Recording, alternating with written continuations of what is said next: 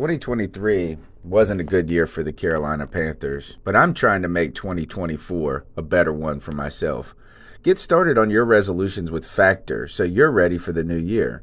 Factor's ready-to-eat meal delivery takes the stress out of meal planning and sets you up for success in the new year. Skip the grocery stores, prep work, and cooking fatigue. Instead, get chef-crafted, dietitian-approved meals delivered right to your door.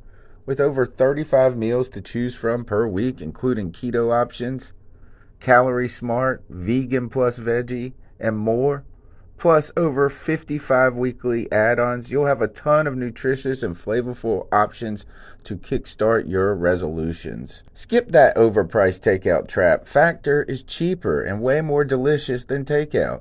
Get chef-crafted, restaurant-quality meals delivered right to your door, and they're ready to heat and eat in just 2 minutes, which means more time for you. Head to factormeals.com/C350 and use the promo code C350 to get 50% off. That's code C350 at factormeals.com/C350 to get 50% off. Looking for a fun way to win up to 25 times your money this basketball season? Test your skills on Prize Picks, the most exciting way to play daily fantasy sports. Just select 2 or more players, pick more or less on their projected stats, and place your entry. You could turn $10 into $250. Right now, Prize Picks will match your first deposit up to $100. Just visit prizepicks.com/fan and use code FAN. That's code FAN at prizepicks.com/fan. Must be present in certain states. Visit prizepicks.com for restrictions and details. In a world where Carolina Panthers fans have an insatiable thirst for Panthers news and opinions, only one podcast roars ferociously. It's the C3 Panthers Podcast.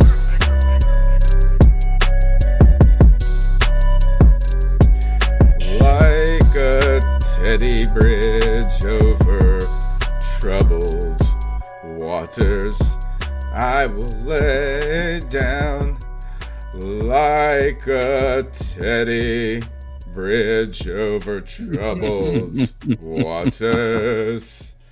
It's the C3 Panthers Podcast, folks. My name's Tony Dunn. It's 9 o'clock. It's Tuesday.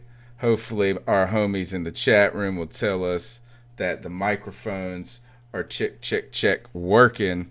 That's what I want to hear, because I cannot handle any more bad news of 2020. Let's get this year over with, guys. Dude, I don't even know what to say. Tonight's show is a Teddy Bridge over troubled Carolina waters, and as you know, all we're going to do is talk about for the next 2 hours is how Colin Jones is no longer a Carolina Panther. No, Cam Newton's no longer a Panther. What? I don't even know. Well, he's technically a Panther still, but what the hell happened today? We'll be talking about that, as well as that's pretty much it. We did. I mean, really, what else is there to talk about? Oh, Teddy Bridgewater, Russell Okung, no more Trai Turner, Thomas Davis to the Redskins. There's a ton of football news to talk about on the C3 Panthers Podcast. We want you to call into the show. The number's 252-228-5098. And I'm here to chop it up with our homeboys. Shout out to Cody Lashney, ill at the moment, and not just like a little cold. He's been struggling with something. So our thoughts and prayers to Cody Lashney. It will not be the same, but we bring in the fire. He instructed us to bring the fire. CK in the house. How are you, my friend? You know, living the dream. One of the questions on the last time we had a show. What kind of dream is this crap? What kind of dream is this? Listen. The only positive that has come out of this is I have internet, guys. I have internet, and I've been using it, and I don't know if there's a point that it's too much use, but I'm getting there, and I'm gonna let you guys know where that is. But yeah, outside of that, it's shit. 2020 has been garbage. But anyway, yeah, go ahead.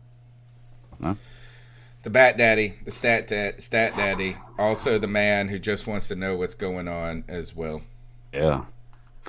Same thing, man. Same kind of shit going on. 2020, ready for it to be done. But it's difficult starting the show out and not following up Cody Lashley. But I'll kind of do something what he does just as an homage to him and talk to our great chat room that makes the show up. And we got people like Tim Tizzy and J-Dub and Sarah Taylor, Michael Jones, Kristen Spencer, all kinds of people in the chat room right now, Joey Esquivel, and they always make the show great for us. So I'm ready to talk football with y'all. It's been 2 weeks, and it feels like forever. Yeah, what else can go wrong today is that not only did I return from Italy and what turned out to be the panic of the millennial, whatever, of 2020, this coronavirus stuff, the damn crap has followed me back to North Carolina. I'm 100. My family safe, healthy. I was about to say you were treading water there, man. It's You got to have people come through your window. It's not as bad as, I mean, as people will throw stones at me because they're gonna say that I'm making a problem worse because I'm not. I think this is mass hysteria, dude. It is mass hysteria, but. I felt 100% safe there. The only problems I had were, worrying about potential transportation hiccups and it turning into something long term. But I come back here, and fortunately, everything just closed down. So I'm here at the house chilling. We're doing our 14 days, just hanging out, chilling, working from home, doing all this. And then not only does the world around me collapse, but then my internet world collapses today with the news that the Panthers released, and I put up the message from Marty Herney, and that is he said something to the effect of, here, I've got it up on the screen, I can't even read it, it's so small, but that it was a pleasure, it was an honor, one of his greatest achievements, picking Cam Newton, but they have elected to let him go and seek a trade. So, as per normal, for the last 10 years, we have asked Cam Newton to do everything himself, including find his next team and a bargain. Marty Herney here. One of the distinct pleasures of my career was selecting Cam with the first pick of the 2011 draft. Every year, difficult decisions are made, and they're never easy. I've been working with Cam and his agent to find the best fit for him moving forward. He will always be a Carolina Panther in our heart. Guys, where were you when the news broke? I was stuck in my house. Driving my mail truck. About an hour and a half in my route. How did this make you feel, CK? Next question. I'm just kidding. No, it was definitely a little bit more emotionally impacting than I had. At first I'm sitting there thinking, oh, okay, but then I realized it's coming from the Panthers. They're saying this. I'll tell you where I was. I was in my. I was heading into work, but I had literally just ended a message.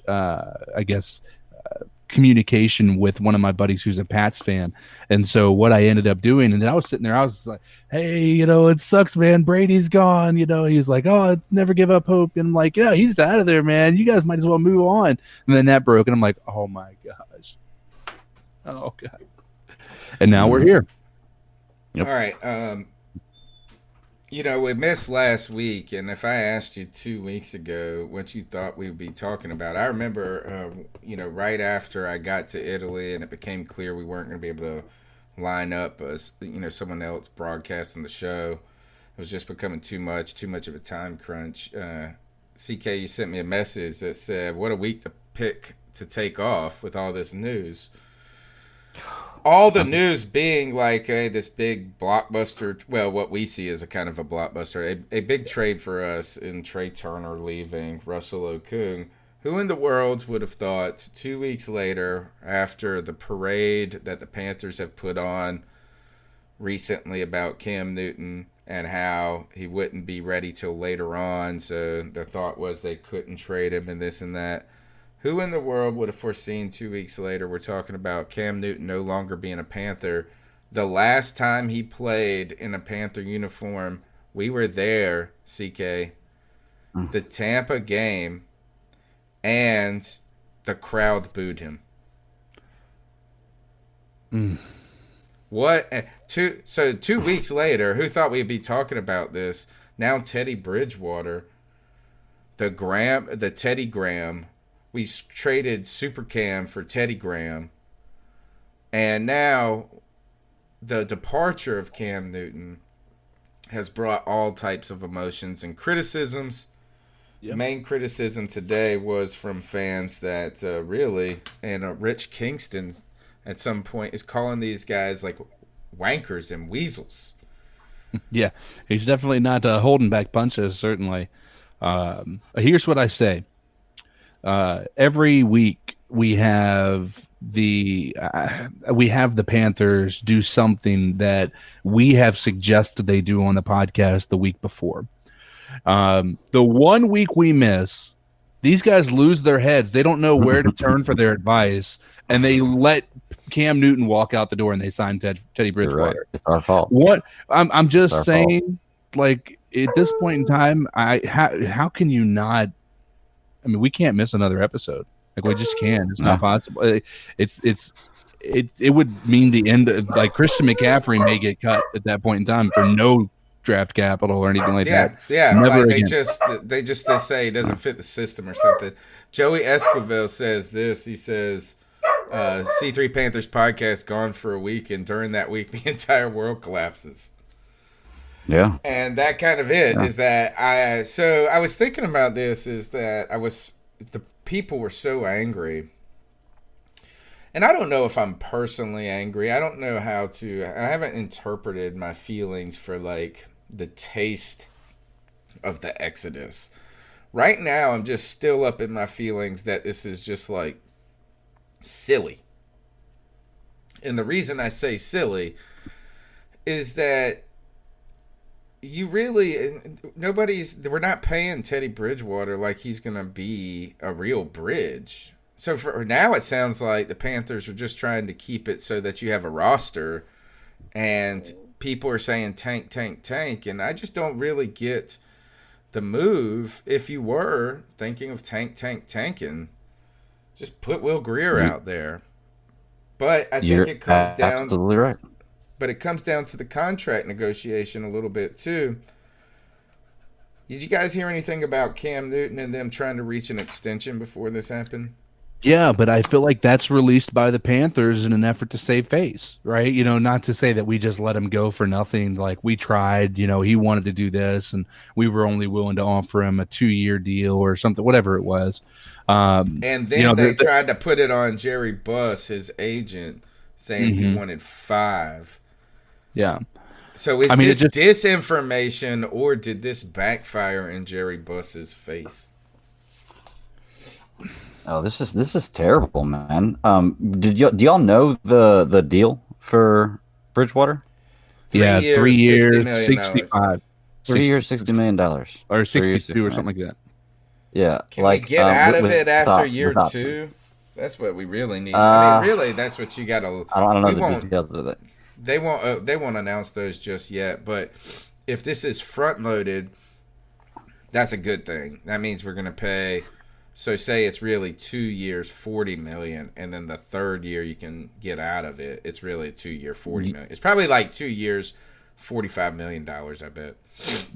What it's going to end up being, if they try to get at it after 1 year, is it's going to be about $3 million less than we're paying Cam Newton. Would have paid Cam Newton for this year, and with the hit that the cap would take with Cam Newton, I think is about $3 million.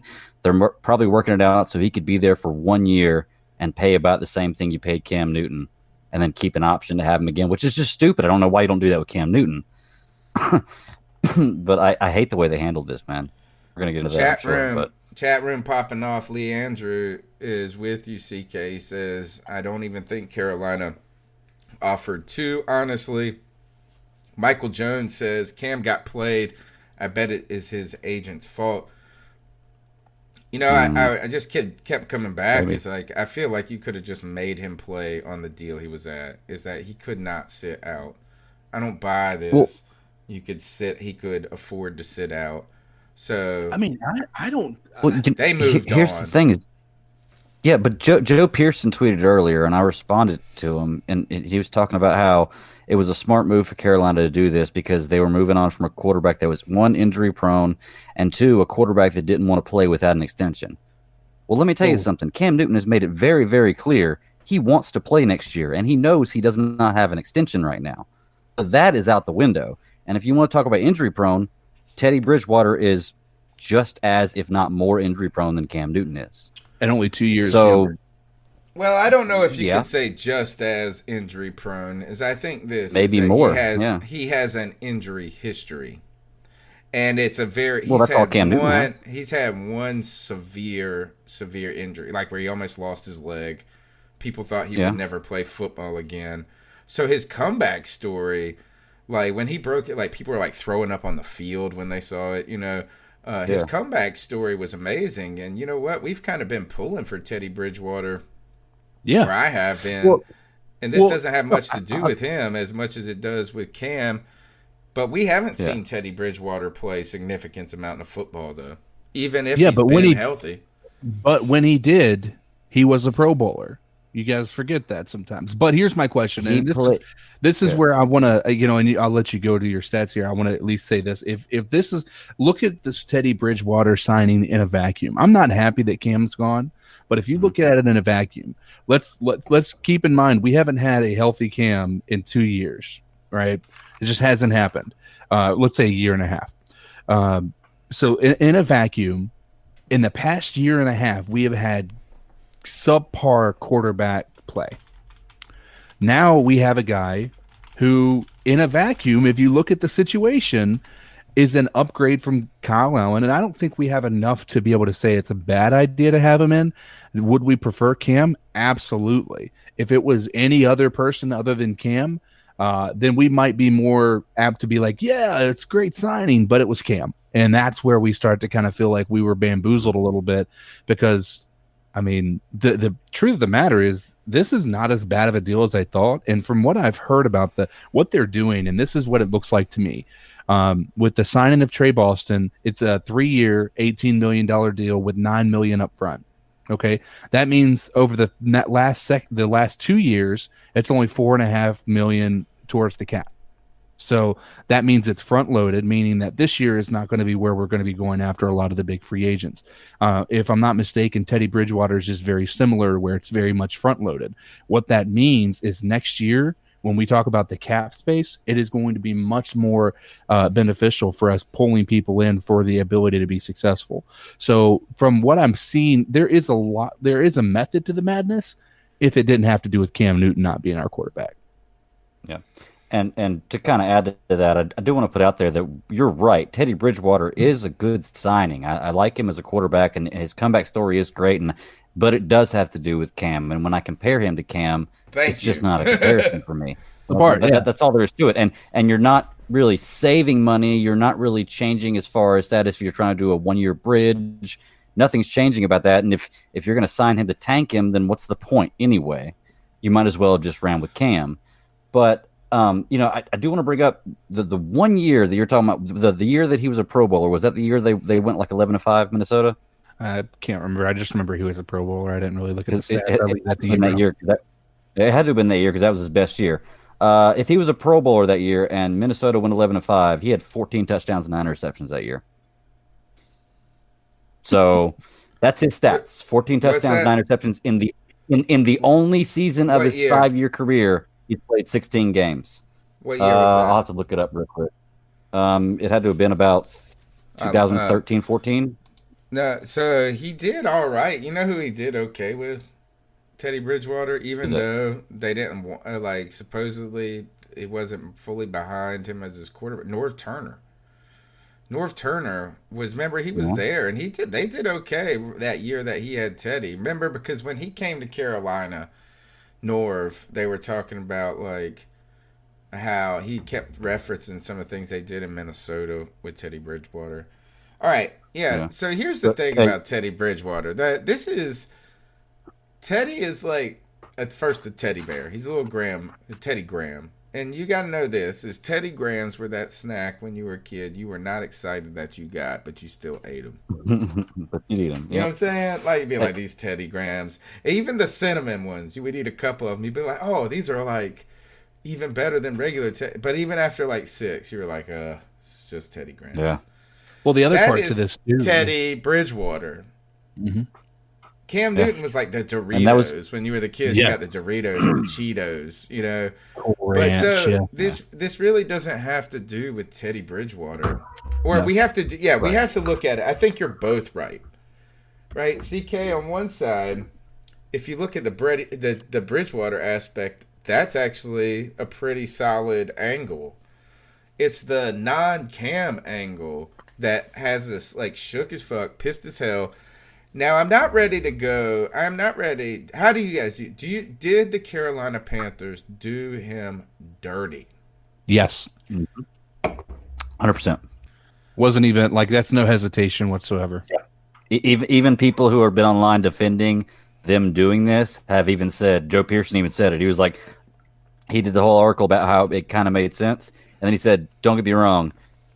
They did care that I don't like the way they handled the Cam. And it's just not, it's not classy at all for a guy who has given everything to this organization and has always been devoted to this organization and has openly said he wants to be here amidst everything that's been going on, knowing he could go anywhere else if he wanted to. I mean, he could be in such a bigger market and make so much more money. And he's chose to stay here and devote himself to being here. And we have just kind of slapped him in the face. And it's just wrong, in my opinion. I hate, that's the worst part about this is the way they handled it. I saw a salesman. He's you see him on Twitter all the time. And he said, we damn paraded that. We acted like Ron Rivera was a war hero. And paraded him out and had this damn parades for him. And then Cam, we just kick out the back ass door. Yeah, it's terrible, man. Let's do this. Let's, what is today's date? Let's jump into the cat calls and see what these cats got to say.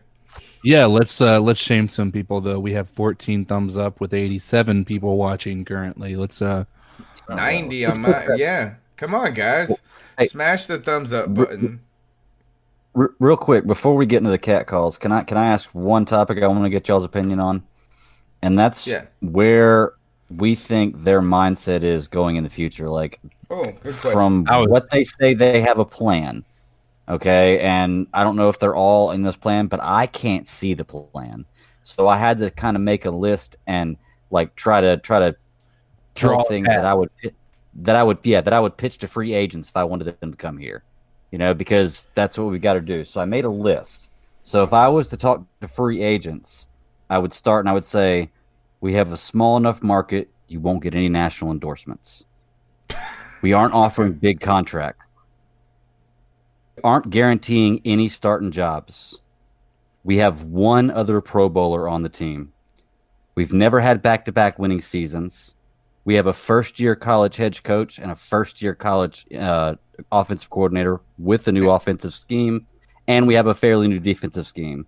And arguably a offensive coordinator that's never been an offensive coordinator unless he was at like Old Dominion or some crap like that.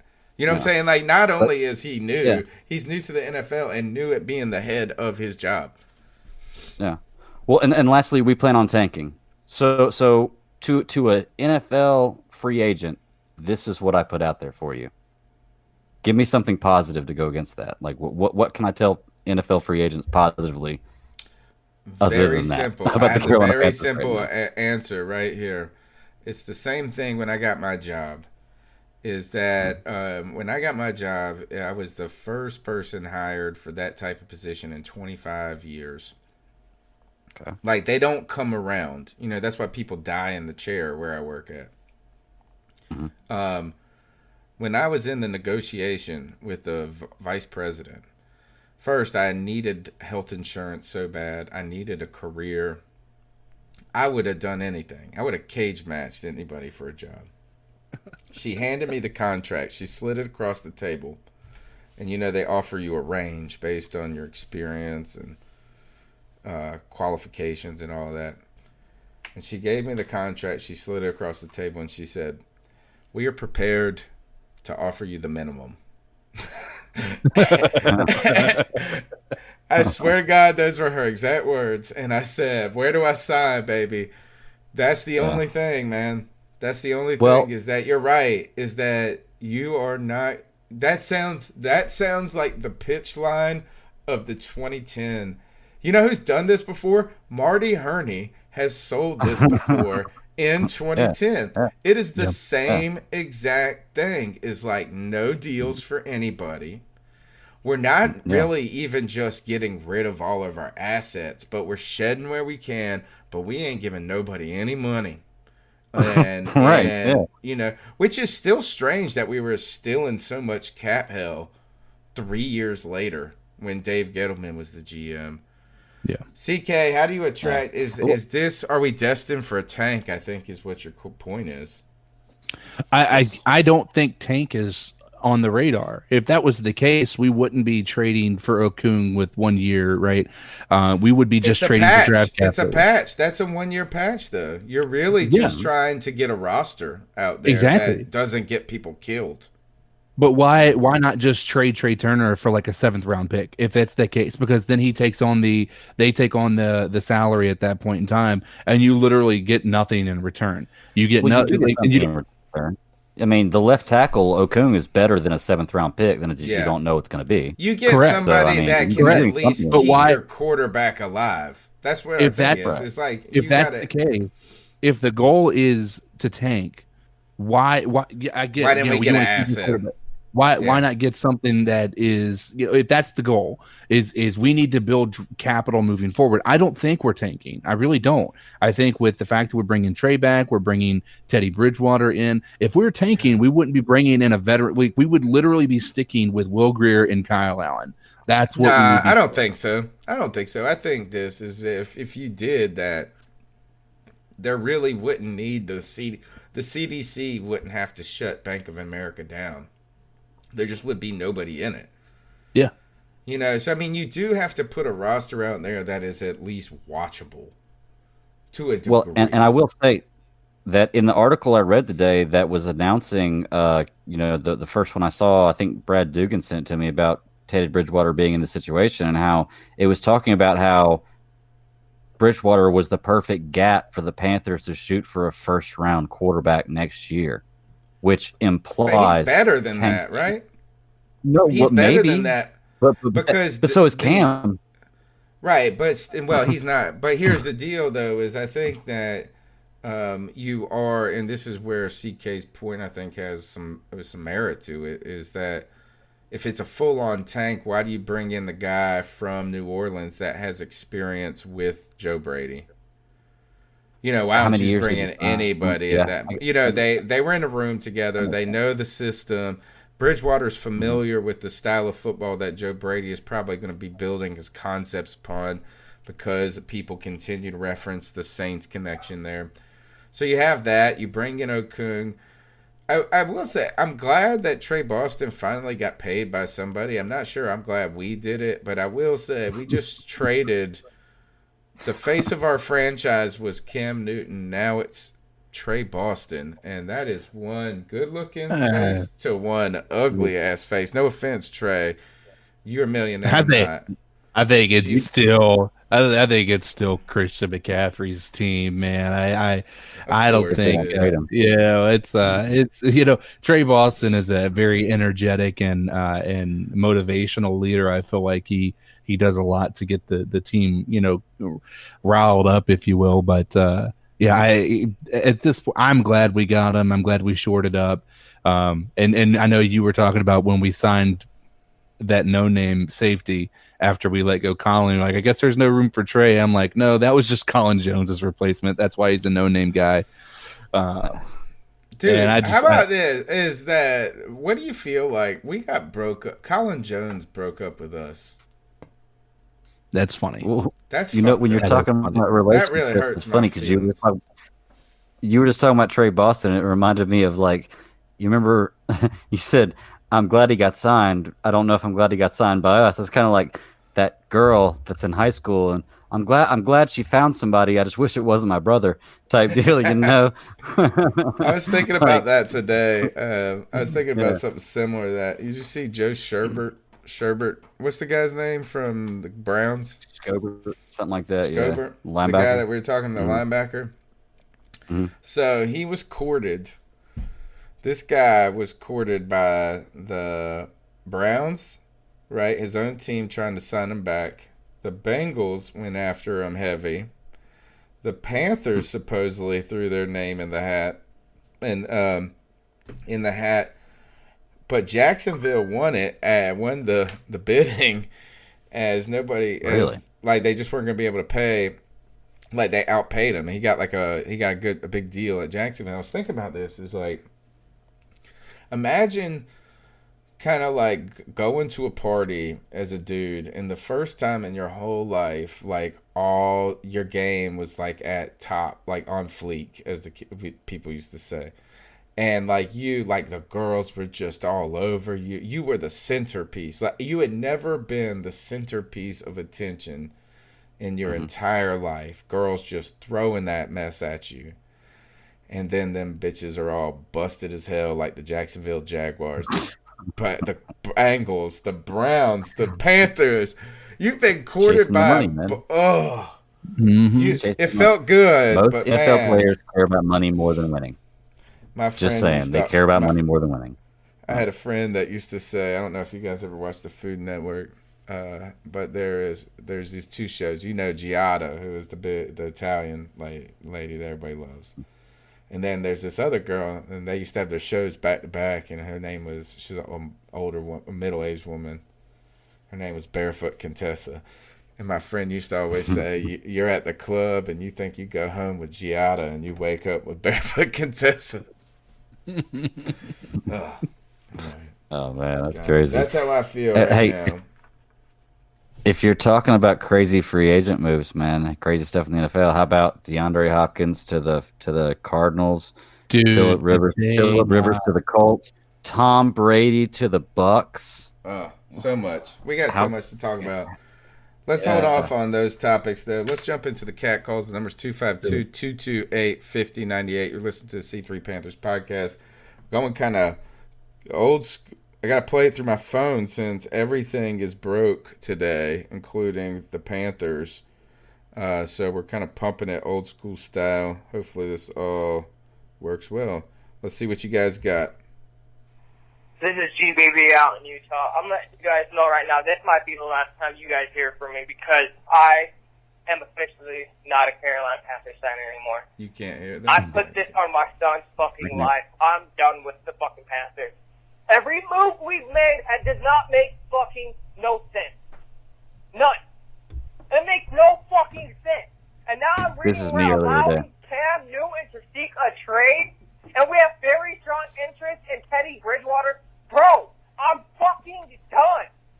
This franchise is dead. Yeah, David Pepper has completely ruined this fucking organization, bro.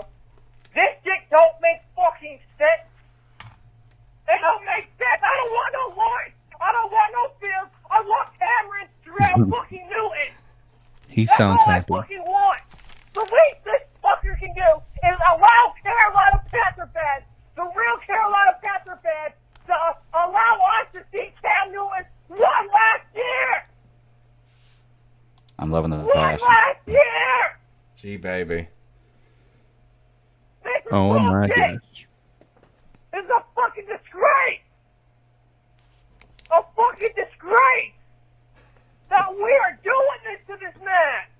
This nigga is Carolina, man. What the fuck? Let it out, G, baby. Oh, I hope you're safe in Italy. Yeah. You I'm dumbass. back. You fucking decided to go to fucking Italy. You're not a dumbass. That was a dumbass move, bro. I hope you're still not over there, G. Oh, man. This is bullshit. Pepper, fix this shit. Can we? This is bullshit. I'm out. I'm done with Carolina. Anything Carolina I have. If it's not a Legends jersey, it can get thrown in the fucking trash. I'm out. Oh yeah, G baby. There's two more from him, by the way. Oh my gosh. We'll come back to it. So I can read. I can read the transcript a little bit, like, and then if I skip the this call and go to his next one, this is 11:26 a.m. He left this morning. The first line it translates: "Any families of kids listening to this show?" I can't wait to hear. Let's just skip to that one. Let's see what this one's got. Any families or kids listening to the show, I apologize for my vulgar vulgar language, my explicit language, but I'm sorry. I can't hold this shit back. I'm so heartbroken right now. Like, Oh when I my said I'm god. a Carolina Panthers fan for 15 years, that's not, I just watch the Carolina Panthers. I live, breathe, and shit Carolina! And what we have done is disgrace, is blasphemous after us! Man, like, what the fuck? Lynn's not happy with this. You allow your franchise QB to speak of trade. Bro, what organization, besides the dumbass Patriots that want to let Tom Brady fucking go, kudos to you, that's dumb as fuck. What organization goes to their franchise QB elite? Cam Newton is elite.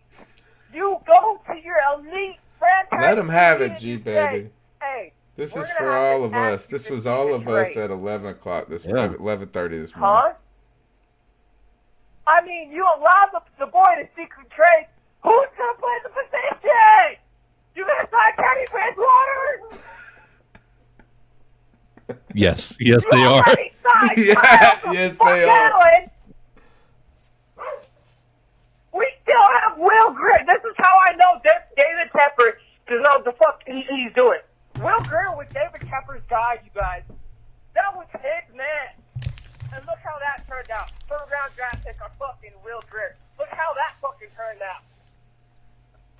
We had James Bradbury 4 years ago, 5 years ago. We're not developing him. We let him go with the Giants. I think this What is are we important. doing? Has anybody heard from G Baby since about 4 o'clock today? Wait, I'm about to have a heart attack. I'm about Might to have been my he news. said I'm about to have a heart attack. Wait. Yeah. Oh, is the speaker dying? Of course it is. Let's see. I'm to the point where I hope this fucking coronavirus wipes out the whole NFL season now. I'm out. I'm out. Fuck off, David Tepper. Go fuck yourself. And you better be like I'm not in North Carolina, bro. Oh, the fuck you want? I'm out. Woo! And you already Get him, know G who the fuck baby. this All right, is. let's go. Wow. Not gonna lie, I felt a little bit like Hey, that guys. this morning. All right, here we go. Let's see what they got. Josh from Mass. Uh-oh. What's up, Josh? Think I'm going through what we're all going through.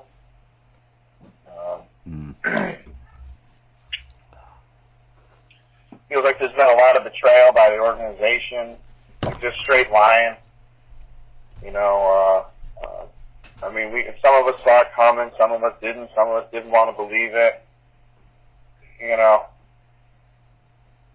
I mean, as bad as the Cam situation makes a lot of us feel, I think my feel on this is that Tepper is turning into or is a Jerry Jones type of owner, which to me is scary because the Cowboys ain't shit and haven't been shit in a long time. You know, and you look at Coach Rule, you bring him in and you say, well, that's the type of coach you're going to give the full reins to as far as personnel, etc. And that ain't the way it's been so far because, you know, we've let go of too many. Oh, but we I mean, don't know that one always Tepper. Colin That Jones, wasn't Rule. but no, I'll never be mad at Cam over any of it because obviously he wants to stay. He wants to be here for us. He wants to be there for us. He wants to stay. And the organization just ain't having it apparently. So if anybody's questioning us being in tank mode, guess what? You know, all I got to say is wherever Cam lands, I'll quietly root for him to get what he never got here, and that's a team to build around him and give him the opportunity. A team that'll do things the right way when it comes to structuring your football team. As long as he doesn't go to New England, man, I swear to fucking God, if he goes to New England, and I got to listen to He's all going to New these England. fucking mugs who talk shit on him for years, start riding his fucking dick, man, I'm going to lump up some Patriots fans. I swear to Jesus. I swear to fucking Jesus. Well, guys, I'm sure we all know what's going to be going on in the chat tonight, so I'll see you all in there, and hopefully we can get through it, Panthers fam. Keep pounding, I guess. All right. Maybe we're going to trade that off, too. How about this? I feel like Josh from Mass is more towards the G-Baby spectrum usually. Usually he's coming at it like, bam! But you could hear the hardship of the moment. The feeling of true betrayal, I felt like, Right. Hey, I want to say real quick to this call. I know Lee Andrews was talking in the chat earlier that New England and the Chargers have both requested Cam Newton's medical records. And Tony, I know me and you've been saying for a while, I think CK, you were even on this too, about him going to New England. Bill Belichick loves Cam Newton. So, well, I'm starting to backtrack on that thought. I think that makes sense to a degree, but I think that if you look at historically the type of passers that Bill Belichick wants, he is not somebody who wants a mobile quarterback. Even when look at his backup quarterbacks, I mean Jimmy Garoppolo, all of those. I mean they've always been pocket passers, which is why I'm telling you, I would not be surprised if they make a move for Jameis Winston. They're not going to pay him what he wants to be paid. But problem is, right now, the market is very slim for him now. With Cam Newton on the block, the market for Jameis Winston is much smaller. And so he is very likely, if he doesn't accept a smaller contract, he's going to be playing as a backup somewhere. It's going to be a lot easier to take Jameis Winston seriously now that he's not squinting all the time. Yeah. with that LASIK. You have to wonder what that does for him. Look, my kid played baseball, and my kid is not, my son is, he's got it up in the brains. You know what I'm saying? He ain't going to be no athlete in the long term. And not that he's bad at anything. He's just not like terribly into a lot of it. So, but he liked baseball, and he got up into this baseball league where, the bases are getting bigger. It was the Babe Ruth League. Kids are pitching. You're starting to get these kids zinging it in there and stuff like that. And he was playing outfield all the time. And at times he looked uncomfortable. You know what? We've found out the kid was damn nearsighted. And I always wondered. I was like, man, you were really pretty decent at baseball. Like, he hit pretty well. He would field all right. But I was like, man, you were doing it half blind, homie. Like, he couldn't see crap after, 10 feet. You almost wonder, will Jameis Winston, will his play actually improve?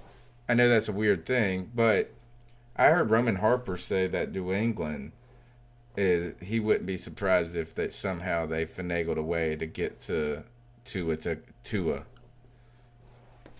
I don't know. I mean, it's possible. They are actually one of the lowest cap spaces in the league right now, but I want to point out this because J-Dub, I think, has a pretty good point in the question that I was asking. Would you be mad if we got a first rounder out of this? Be it from the Pats. No, but we're not even going to get a fifth rounder out of this. Well, at the rate that we're talking about, you're right. But from what I hear, and the Bears are still interested, from my understanding too. Why couldn't we have dealt him 2 weeks ago then for a second this year and a third next year? If you couldn't get anything, we're about to lose Cam Newton with nothing. Don't try to tell me. Don't try to tell me that we're doing him a favor by letting him pick his team. Bullshit, this and that. We're going to cut him. He's going to get to pick his own team. Tony, do you know why they couldn't do it 2 weeks ago? Because they were lying to us. I don't care. Anybody tries to twist it. They were lying to us. They were telling us what we wanted to hear to keep us quiet, but they were lying to us. But why they couldn't never they have had plans something? on keeping It's Cam the Newton. same thing that CK's talking about with the Okung deal. is like, all right, we get it. We're not trying to really get better with this for any significant length of time, but we're not accumulating any assets. And I swear to God, I'm going to throw up if I hear one more person talking about how if we sign another free agent, we're going to lose a comp pick. I'm going to throw the fuck up because we have to sign like 12 people, assholes. There is no way. The Panthers don't even have 23. enough. Yeah, the Panthers don't even have enough people to fill out a roster. Let alone we don't have 20. We don't have 22 starters. We don't have that. We are going to be signing more than one more free agent, folks. We're going to be signing like 5 free agents and hoping 3 guys from the draft can play.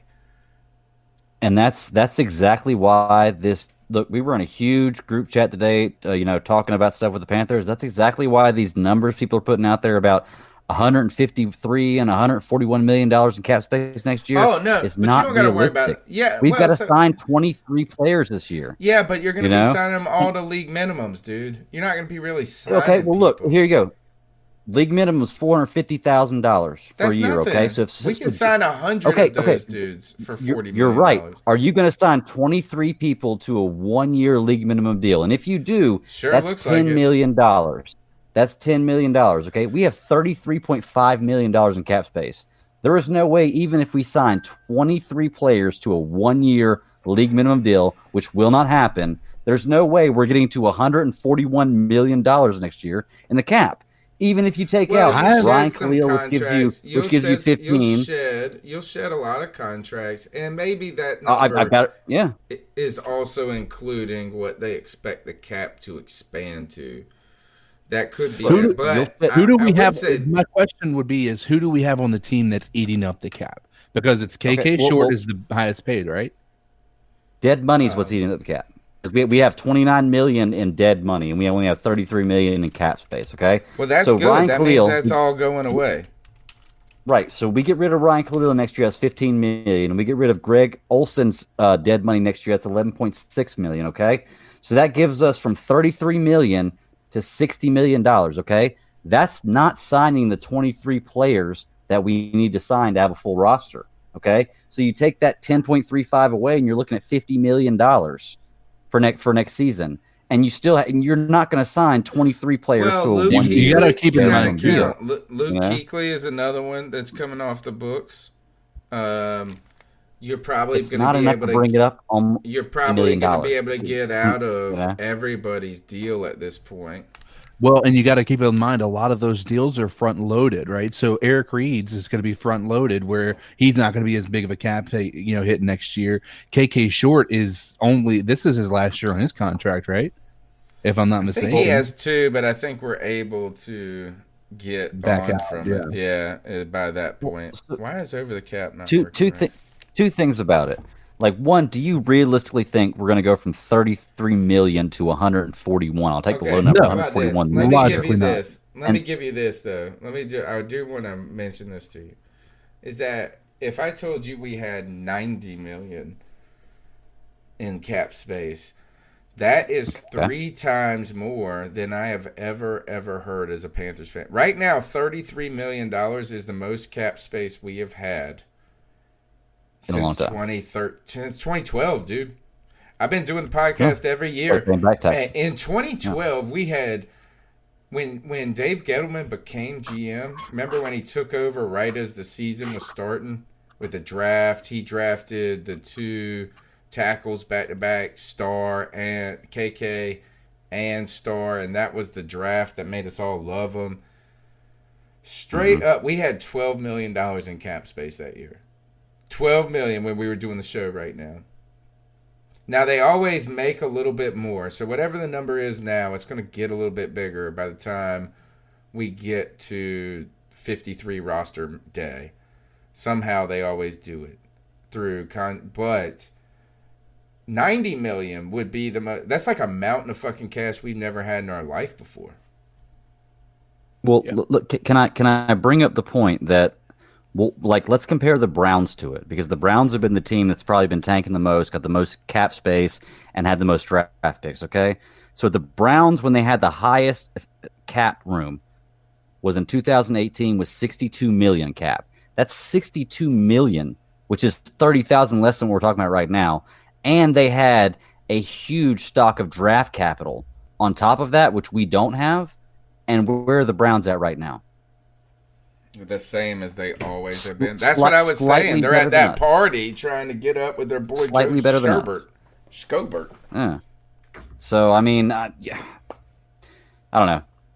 I'm really hoping, and I'm going to go ahead and let everybody know that's listening, and y'all and everybody, I'm really hoping that in 1 year, y'all can shove this in my face, and I'll take it.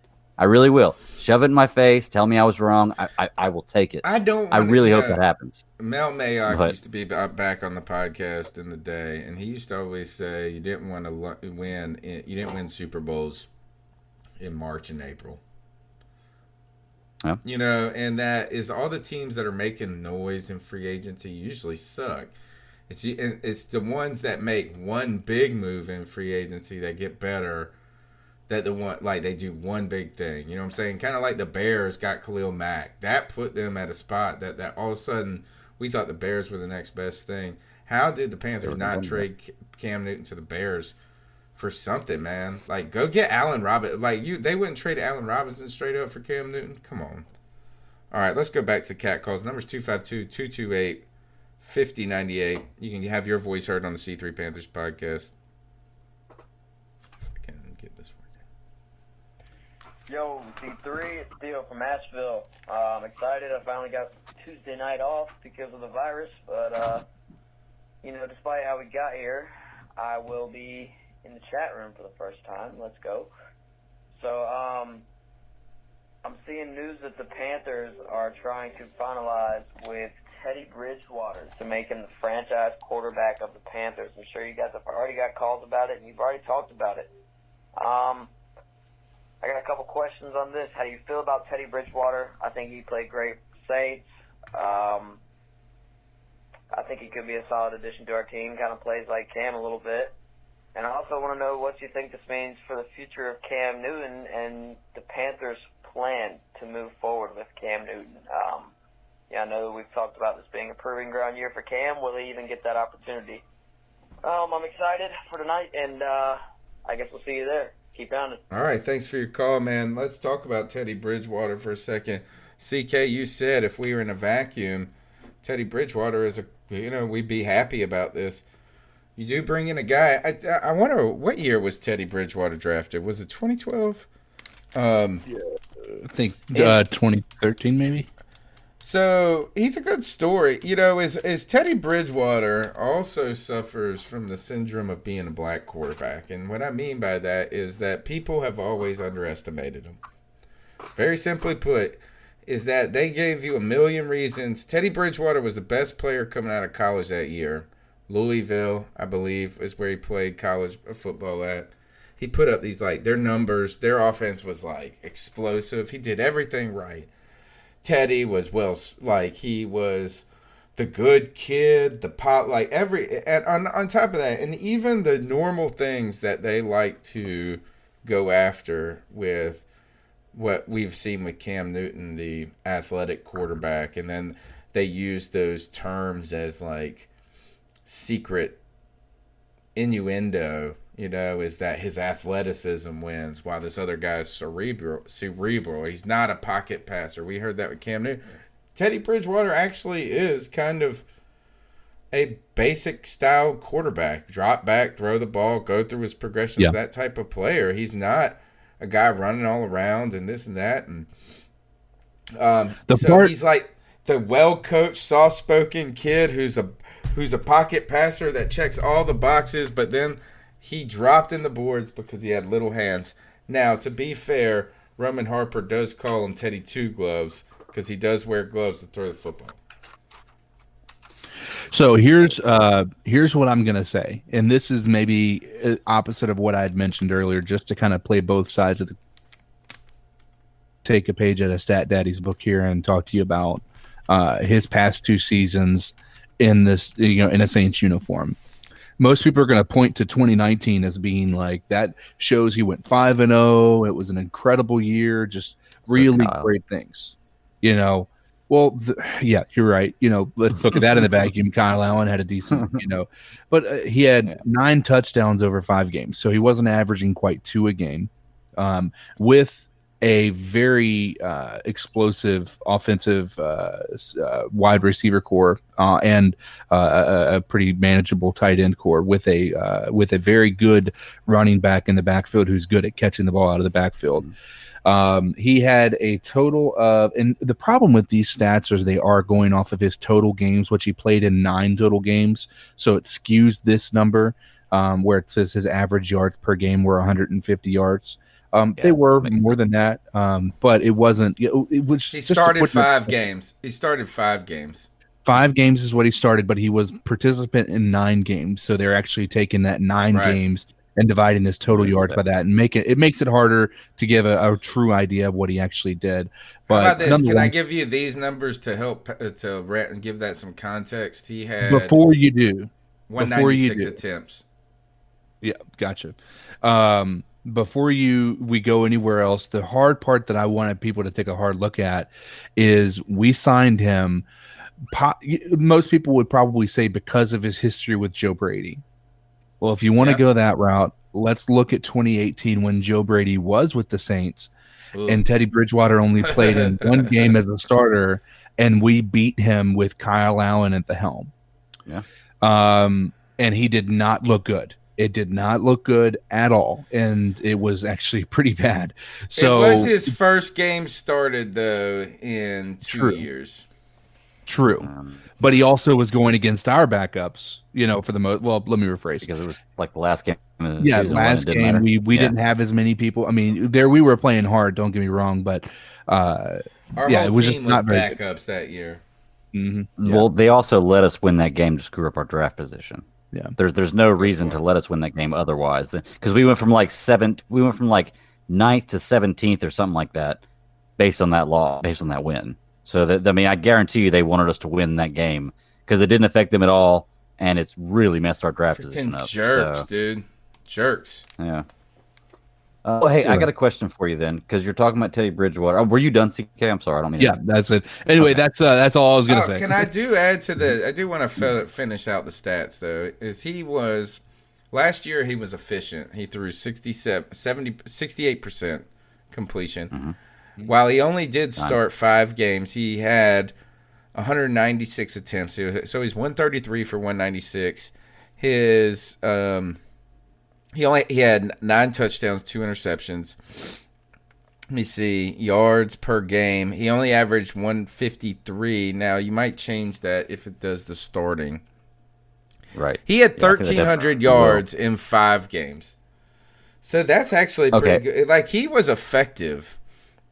Yeah. In those games. Well, can I say that's right. They put him in a good position. Yeah. So I wasn't 100%. looking at, and he made plays. So I don't want to take anything away from him. I don't want to take anything away from Teddy like me trying to criticize him as a player. But the Saints defense was better than we've ever seen it last year. And they put him in a good position. He didn't have to do a lot. So when he did more than a lot, it looked really good. Yeah. And can I say those stats you put off for the 5 games were pretty impressive, 5-0. But I'm actually going to look them up right now. I'm pretty sure they're probably pretty comparable to Kyle Allen in the 5-game stretch he won. Yeah, they weren't super impressive. And I remember people were talking about him in the MVP conversation, which was really odd because it was not a very they weren't. There might have been one really good game, but it was all in all, it was not as impressive as they want to make it seem. And I do want to say for Teddy Bridgewater, he's played in his 5 years, and I get that there's injuries and he hasn't been a starter and that. He has 38 career touchdowns and 25 interceptions. Cam Newton had 35 touchdowns in 2015 in Teddy Bridgewater's best season, where he had 14 touchdowns and 9 interceptions. Yeah, I mean, let's not hold this against Teddy. I think he's actually going to be a better option. How about this? Let me ask you a question. Better than Kyle. Would you rather have Teddy Bridgewater or Jameis Winston? Teddy Bridgewater. Yeah, I think so. I don't like Jameis. I don't know, man, because think about this. And I was talking to a guy about this earlier today with Jameis Winston. You take away Jameis Winston, he had 30 interceptions. You take away 10 of those, just 10. How are the Bucs looking last year? They're a playoff team. Well, that's what a lot of people are actually saying with Tom team. Brady now is that he had 30 interceptions and they lost like 5 games by 7 points. Yeah, and Tom Brady never had more than 14 interceptions a year. Yeah, so that team's better, but that he also lost them those games a lot of times. Right, that's what I'm saying. So you take those 10 interceptions away, they don't lose those games. But you can't take them away because he lost them the games. All right, so how about this? Would you rather have Teddy Bridgewater or Phillip Rivers? For me, this is personal. It's totally Teddy Bridgewater, but it's almost the same for me. Teddy Bridgewater and Phillip Rivers are about the same to me as far as. And I'm Catholic, and I don't even like Teddy. I don't even like Phillip Rivers. Hey, Greg, you might want to dip out and jump back in. Your video stream has been frozen and stuff for a minute. So, all right, you're now, You're all right. Who's somebody? Would you rather have Phillip Rivers or Teddy Bridgewater? I think it's Teddy. I mean, especially if he can prove himself. I mean, to be fair, we got Teddy for a cheaper price than Indy got Phillip for 1 year. So, I mean, if you look at the average over 3 years. Yeah. So Teddy Bridgewater or Teddy Bridgewater or Eli Manning. I mean, that's easy. Oh, God, Teddy Bridgewater. Right? Yeah. How about Teddy Bridgewater or Andy Dalton? They're pretty comparable quarterbacks if you look at stats, to be truly honest with you. Andy Dalton has just been marred by injury as well. You know, it's kind of funny they have a similar situation. His problem has always been I feel like they haven't really provided him anything other than AJ Green. They tried with Joe Mixon and Ross and whatnot, but yeah, I mean, all in all, I don't think he was put in a very good spot. I think he did a really good job there for the first 5 to 6 seasons of his career, but he did not even a really good job. He did an okay job. Great job. Part of this is for me is that I just have personal opinions, like I have personal affinities, and whatever the opposite of affinity is for people. And so I've always loved Cam, hated Dalton. Why do I hate Dalton? Is because I had to listen for 2 years. People tried to tell me Andy Dalton was better than fucking Cam Newton, and I was like, y'all are the dumbest fuckers I've ever seen in my. I was going to pull out my G-Baby spirit animal on those mugs every time. Right? And so I don't like Andy Dalton. It has nothing to do with Andy Dalton. It has to do with people that liked Andy Dalton. And at the same time, like, I've always liked Teddy Bridgewater. And kind of cheered for him, even when he was in Minnesota and was just being okay and average. And by the way, Bridgewater never had to be. He was put out there a rookie, and he did a lot of good things as a rookie. Remember, that was like when he handed off the ball to AP, and they just he got 1,600 yards that year or something like crazy. Yeah, he didn't even need it. Yeah, Bridgewater didn't even need to do a thing. But he was manageable as a rookie. It wasn't great. I'm like I said, in a vacuum, I'm happy about it. The problem is we can't look at this in a vacuum. This is always going to be the guy who replaced Cam Newton. It's always going to be he's thrown into a crappy situation. As much as it may seem like it's familiar, and one of the justifications I've heard, and this is something we haven't brought up, is because of his history with Joe Brady. Joe Brady ran a simplified version of the New Orleans Saints offense when he went to LSU, which means that he can now basically go and have Teddy Bridgewater seamlessly understand what he's going to be doing. And with all the restrictions from the COVID-19, causing the mass hysteria in the world that it has, they can't meet with people. There are no off-season training activities. There is nothing going on right now. And I guess the value for Teddy Bridgewater being a part of this is Teddy Bridgewater will know that offense better than Cam Newton has an opportunity to. They better let those. We need to adjust the rules this year, right? And play the way the game's being played. Oh. We need to put some sort of adjustment on the rules that allows teams to catch back up. And that they should be allowed What do you to mean? do. All right, so how about this? Let's take away any restrictions right now from now until the shutdown for teams to hold video conference meetings, contact in that way. You're losing so much right now. Is that maybe okay? We can't meet and have these undrafted whatever rookies come in. But Ron used to always be like, it's about them teaching and teaching. Well, you know what? Is that you might not be able to teach them straight up on the field, but maybe the running backs coach should be able to talk with the running backs and go through first initial phases, what they should expect when they get to training camp, what they're going to do like this. It's not the same, but we right now just sticking to the rules that are football and just saying, well, now since we missed OTAs, you can't have 2-a-days. You can't. There's got to be some sort of adjustment, you would hope, or else the first month and a half of this 17-game schedule is going to fucking suck, dude. Every team is going to look like trash. Well, they're not doing the 17-game schedule this season. Oh, that's just the playoffs. Yeah, that's the next season. Playoffs. This season is just the playoffs. Yeah, it's just the extra teams in the playoffs. Okay, so. but I get what you're saying. My point is that usually we don't start seeing good football anyway until week 3. All the teams look rusty in some form or capacity. You'll hear this is that defenses are ahead of offenses early on, and then offenses catch up as they start to click and get this. Mm-hmm. It's going to be a long time. Imagine what it's going to be like. And we've heard this. The other thing is scary too, is what is this going to do for potential injuries for players?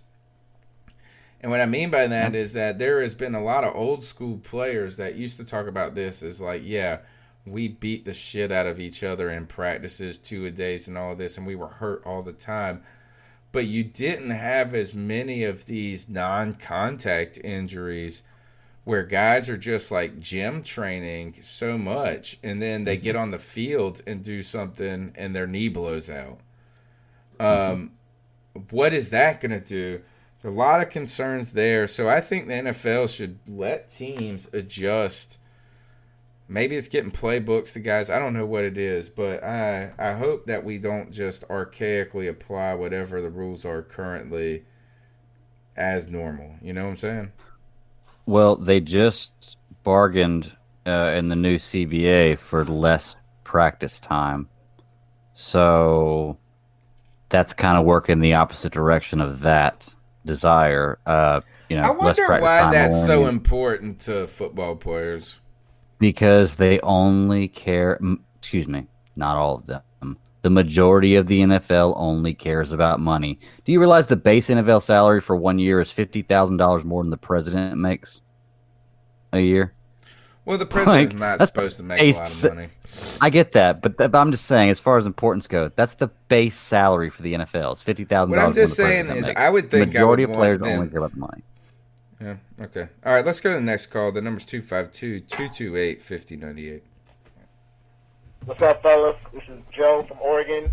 I haven't called in since the season went down. But I've been checking in, been in the chat room, loving it. Appreciate y'all watching every Tuesday. Appreciate you, man. But today is the day. Carolina has fucked up. Pepper fucked up. I just can't believe that it's happening this way. The sloppiness. That's the way. Just to come out with that statement and Cam Newton just the rebuttal so quick, and then to have other Panther players comment and say, "Oh, sounds familiar." You know, Trai Turner commented. It's just amazing, and it's just terrible. It's a terrible look. I mean, I'm kind of confused because Matt Rule was like gushing and all this stuff about Cam Newton, and if you knew that wasn't the case, you didn't have to do that. And Matt Rule seemed like a respectable guy, but now you got to question him. Like, was he lying? Like, what was the point of doing all that if they weren't going to keep him? I just figured it out. And it's not the fact that they aren't keeping him; it's just the way that they're doing it. They went about it just so sloppy. So, yeah, going to be leaving this franchise. Wherever Cam goes, I'm going. Still going to check in with y'all, though. But this is just craziness. I man. agree. Can't wait to watch y'all today. Later. I just figured it out. What is it? So we continue to ask, why is Marty Hurney still part of the organization? Right? We said, why don't you bring in like a GM and a coach together, one man, one unit, one vision, turning the new leaf. So then we tried to figure out why Marty Hurney still was here, and then it was because David Tepper told her he's one of the greatest evaluators of talent. He's, in the country or whatever, right? So we've heard this. Now we see, right, is that the Panthers are completely heading a new direction. Marty Hurney is ultimately the axe man. What if you brought in a new GM for the long term, and his first order of business is to get rid of fucking Cam Newton, get rid of Greg Olsen, tear the shit down, make new relationships with players, and turn around that list that you read off earlier, Greg? No, we let Marty Hurney be dig the grave. He digs he's digging this grave for all of these people, and it just turns out he's the last one to be put down. Yeah. If that's true, then David Tepper and Matt Rule are the greatest supervillains ever, because they executed this plan to perfection, making a lot of people believe what they were saying was true, and going through this. And that's a very, very valid explanation right there. I think you're onto something, man. I really do. I think that might be exactly what it is. We'll find out the day after the draft, I'll tell you. Well, I mean, you don't want the fingerprints of this to be on the guy that needs to then go court the next era of Panthers. So let me ask this then. Do you feel as though now that this done, the dirty work at this point, some might say, once Cam Newton is traded, all of that is done, is he gone before the draft? Or is he gone after the draft? No, he can't. It's after. It's after. And the question is this, is now that we are talking about the greatest supervillains of all time, that would make Tepper is Lex Luthor. That's exactly what I compare him to. Right? That's exactly what I compare him to. Same example. Yep. All right. And it's Super Cam. Holy shit. Yeah. I'm onto it. All right, I figured it out. But on top of that is it's got to be after the draft. And my last question in the evilest genius plan of ever, is there one other casualty before? There's only one guy left to cut. I know. I know. Is that not like and you know what? Quite honestly, I hope for his sake. I really do at this point, and I'm saying it right now. I may change my mind later. I hope for Christian McCaffrey's sake that he gets somewhere where they can utilize him and they will take care of him. Because as it looks right now in this organization, that's not going to happen. So I wish the best for him. I hope they don't end up doing to his career what I feel like the Panthers have done to Cam Newton's career. J-Dub says Lex Luthor would have done it in year one. So Tepper's maybe. Slacking. All right. So he planted the seed in year one. Let's say the name. What should the Carolina Panthers do with Christian McCaffrey in lieu of this? This is that... You talked about this. You guys talked about this. This is a business after all. The reason that they're signing free agents, having Teddy Bridgewater, Russell Okung, any of these guys, is because they have to fill seats. You get rid of Christian McCaffrey, that is not happening. No questions asked. It is not. I don't care what free agent you get. You're not going out and grabbing somebody in place of him and then paying more than his rookie contract is going to be asking for. None of that's going to be happening. So you do not. He is, at this point, as some people might say, he is untouchable. He is not moving. he and DJ Moore are the most untouchable people on this team right now. But why DJ They just Moore? traded DeAndre Hopkins. They just traded DeAndre for David Hopkins. Johnson. For David Johnson. So I guess, is he as untouchable as you say? Could you and should you move him for a boatload of assets? Right? If you can move him and move up. What's a boatload at this point? Yeah, I'd say you got to define what the assets are. I mean, if you're talking about a player like not worth it. No, it's got to be a first rounder this year, a first and third this year, and like a second. Nah, nobody's gonna give that. Third next year, you know. How much did Khalil Mack warrant? He got a boat. Like they said, yeah, look what Stephon Diggs just. Look what Stephon Diggs just warranted. Stephon Diggs just warranted a first, a third, a fourth next year, and a second next year. Yeah, it's ridiculous. They were like picking 28th anyway, though. So right, but I still wouldn't put anybody like them above Christian McCaffrey. All right, so then we would be trading for back, right? And okay, the other maybe it's to get Okudu, whatever his name. But here, what about this? Someone said to me at where I work at, and he said, you can quote me on this. His name is Stewart. And Stewart said that we should come out right now and sign Christian McCaffrey to a blockbuster deal. The biggest deal. Like you know what I'm saying? Something that makes him the dude. With the idea of this. Is that, okay, you're going to tell me it's not wise to pay a running back big-time money. But what if we view Christian McCaffrey as a running back for 2 years and for the last 3 years of the contract as a slot receiver who's going to get money like that? That's the beauty of a player like basically it's like you say beat ass for 2 years and then become Julian Edelman. With still the option to run if you wanted to. And then when you start thinking of it as a receiver contract in those years, also 3 years down the road, the inflation at that point, you're not even going to be able to get like some crappy dude, you know what I'm saying, at this point, like a Brenton Burson for that price that down the road. Not that, but you know what I'm saying? Like, I don't know. To me, that's the one reason that I say that signing Christian McCaffrey should not be seen entirely as just signing as a running back.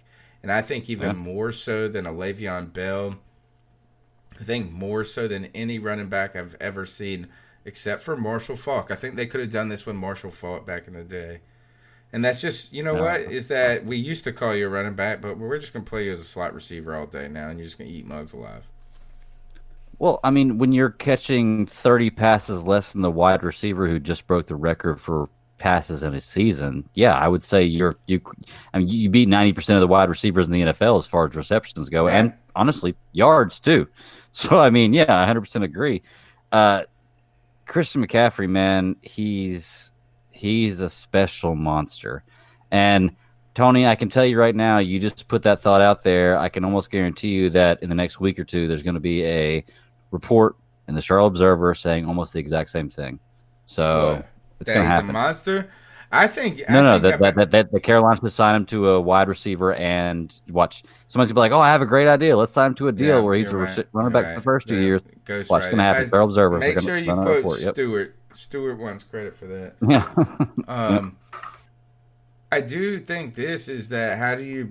What would Lex Luthor do right now as the world is turning against him? As David said, right? What would be the only thing right now, the news that could come out that would make you feel not shitty about the way Panthers are treating their players? And that would be a mega extension for Christian McCaffrey. But you would hear this is, there goes Marty Herney overpaying them running backs. Yeah. Hey, he's out the door. It doesn't matter. Let him do this. So here's the part of it, right? Goes right to what you're saying. He's going to make that deal, and then now all of a sudden, he's out the door. He's out the door, and it's on out. Herney. It's on Herney. Yep. Herney did it. Dude, I you know what is that? If they're smart, Greg, That's the story they steal from the show. I agree. That's the story. I There agree. we go. All right, That's, next call. that needs to get out there. Yep. Hi, what's up? C3 family. It's Carl D. Carl D. How are Carl y'all D. today? This is Carl D. I like to say what up to my friends, the Professor Tony, Cody, the Bat Daddy himself, the man of the hour, and Mr. CK. How y'all doing today? Living the dream. That's good. Again, Sir. nightmare. Today has been a crazy day and a sad day for the Panther Nation. Hell yeah. So, we're getting rid of Cam. That's crazy. Quit saying But, it. yes, It I hurts am to hear ranting. it. I am pissed off. First, I like to first I'll say, the reason I'm pissed off, I wouldn't be as pissed off with us getting rid of Cam if they didn't treat Cam and deceive us like they've done. Thank you. That's exactly what I'm saying. First, they talked about they keeping Cam, at least for this season, and blah, blah, blah. But then when all of a sudden, Oh, is he back? Sounds like now they get rid of him. And then they're trying to say Cam demanded the trade. That's a bunch of bullshit. I am so disappointed in this new organization. Kemper is, you know what? And Teddy Bridgewater are. So we're replacing Cam for the water, for Teddy, the water under the bridge. Mm-hmm. If you was going to tank, why didn't you just come out and say you're tanking? Thank you. Me and Carl be on the same page, man. Believe, okay, with Cam coming back and what you got to get, what you do. And then I heard they were talking about Sam Seeker and get traded. Yep. So, I'm just saying, man, this tank mode, if you tank it, thank you. I think we would have been much happier fan base if you just admit the truth. This organization seems like, including Mr. Owner Kemper, seems to be nothing but a bunch of liars, deceivers, and assholes. Yes, Panther fans, fuck Kemper, fuck Herney, fuck Rule, fuck the whole organization. You know I'm pissed for that. If I'm saying that, I'm. Yep. All right. Here's part two. Okay, I'm back. Yeah, you know I am heated if I'm going to say that. You know, I'm tired of being. Our last own, we was lied to. You know, I'm tired of this organization. What is wrong with this Panther organization? We can never keep a good thing going. Every time we have something good, it's always the organization. Whether it's a new regime or an old regime. I don't get it. They lie in our faces. And say one thing and do another. I don't understand. All right, this call is a little shaky on the quality, so we're going to keep going through. Guys, responses, though, quickly to Carl D's points right there. The team lied to us. A lot of people upset personally, and again, we heard this on the call earlier as well. Greg Olson chiming in says, sounds familiar. You hear these guys. Really, it's very, right now, for the last decade, the Panthers have really had trouble with dealing with personnel. I mean, whether it goes from Steve Smith and Greg Hardy, right? Yeah, on one hand, you got Steve Smith, the Exodus, that, blood and guts. Then you get D'Angelo Williams, but then you get the Greg Hardy person, all this stuff up and down. Nothing has really gone well personnel-wise, it seems like, and it continues to go south here from Thomas Davis to Olsen, now to Cam Newton. Well, for Carl D, man, I want to say You are exactly my mindset on this. Everything he said is exactly the way I feel. I mean, it's like he was reading my tweets earlier and just spitting them off. So whatever you're smoking to stay that calm with you saying you're pissed off, I want some of that, man, because that didn't sound pissed off to me, but you're saying the exact same thing I am. And Tony goes back to everything. It's all about the way they've gone about this and the deception they've given us. Carl D was talking about how they lied to us, and that's what I've been saying for weeks is look behind what they're saying. It's what they're not saying that's concerning, and I don't get how anybody can trust anything they say from here on out, because especially with Matt Rule, because Matt Rule's made it clear that everything with the offense and where they're going forward is his decision. And so if this comes down today, then that's what he wanted to happen. And he straight up told us, I want Cam Newton to be our quarterback, when he had every power possible to make that happen. He just didn't. Yeah, I wonder how much here Matt Rule is really behind the wheel. He said he had full control. That's why he got Joe Brady, remember? He said it was his choice. Here's my biggest takeaway from this. And this is where I want to believe that the organization didn't lie to us, right? I do. And my mind goes to the logic of in a world, in a world that you actually want to trade him away. They gave every ounce of leverage they had from day one.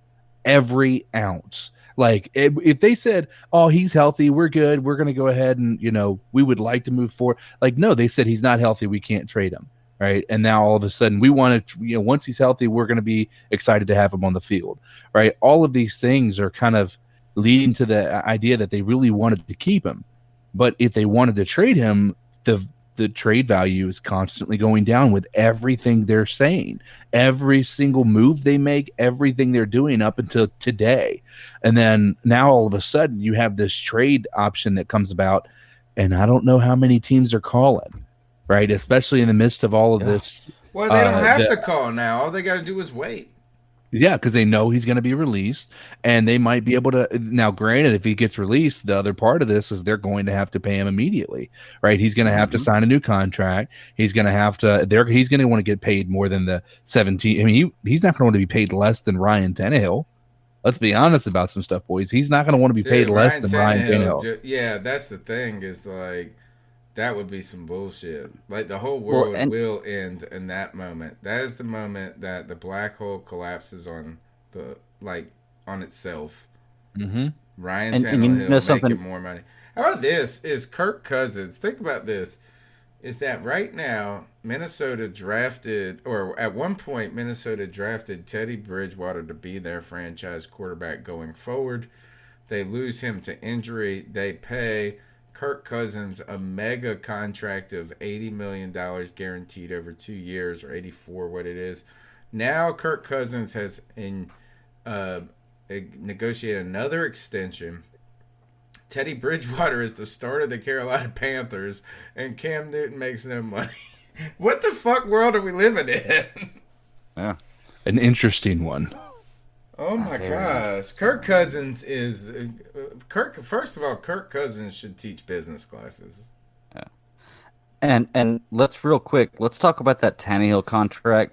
Everybody's freaking out about how high it was. Tannehill did really well last year, so he deserves it. He managed to be behind one of the best offensive lines in the NFL with a great running game as well. If you look at his stats, I can say that about a lot of quarterbacks in the league, though. Yeah, but if you look at his stats too, behind that type of an offensive line, he did not have he was not destroying with 4 touchdowns. He did in those first couple of weeks. Pretty damn over. Good. So he took over in the regular season, and all of a sudden it was like, damn, Ryan Tannehill's way better.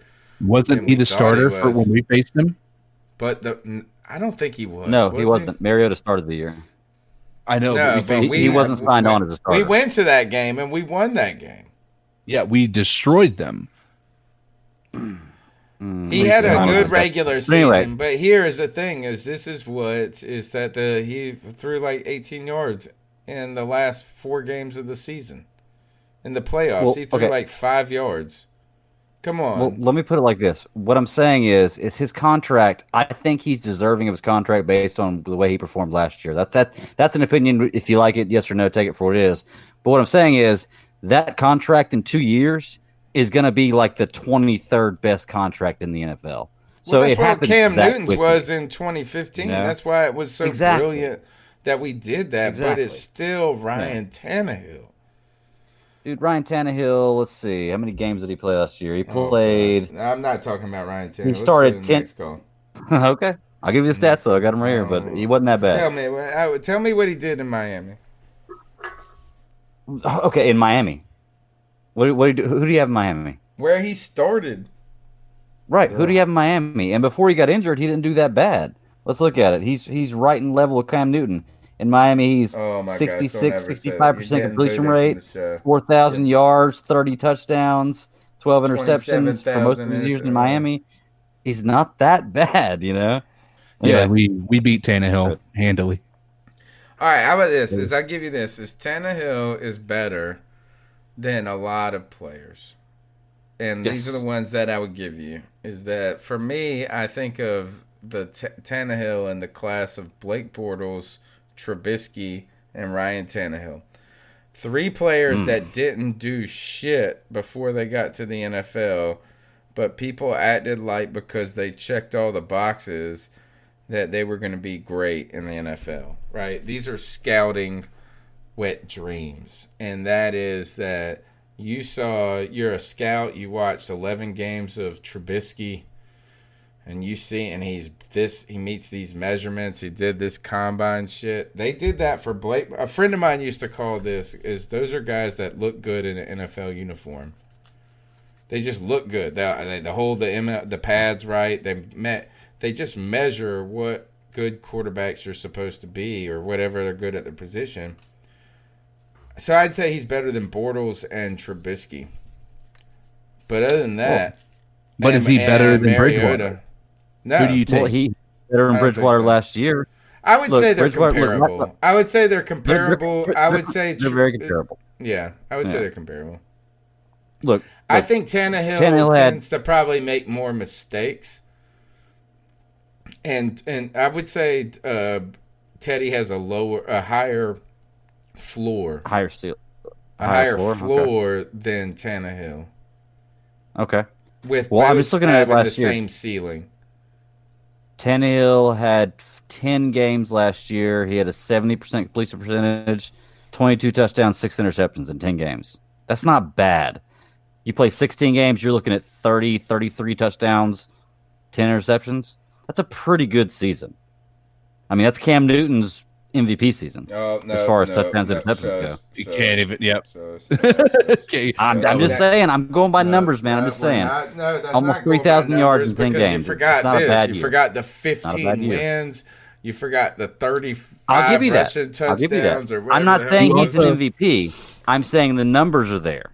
Look at Bridgewater. Bridgewater made the Pro Bowl with 14 touchdowns and 9 interceptions. Never say those words on this podcast again.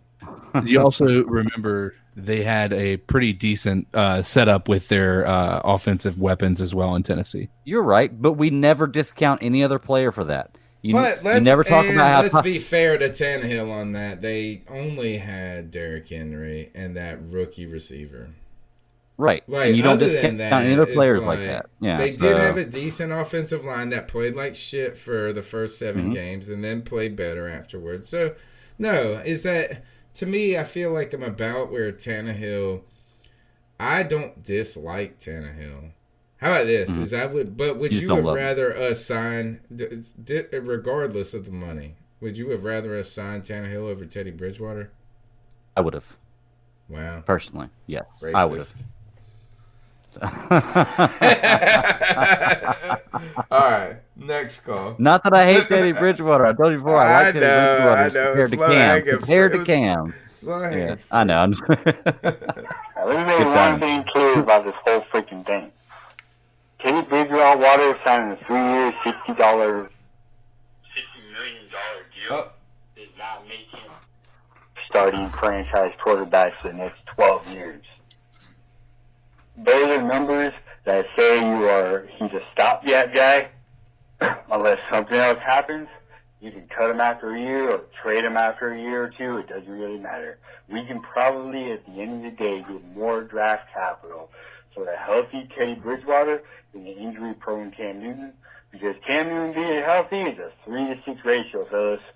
3 winning seasons of healthy Cam Newton, 6 losing seasons of an unhealthy Cam Newton. That's not worth signing to a deal. Panther fans are sitting there holding your breath. We should just let him play for one more year. Why? You're holding your breath hoping he throws for 35 touchdowns? And then what? You sign him to a $30 million contract? No. He's just going to walk to go play for some other team. So how does that benefit us as a franchise? Panther Nation doesn't know anything, including myself, about winning football teams, because the Carolina Panthers are 199 and 201 as a franchise.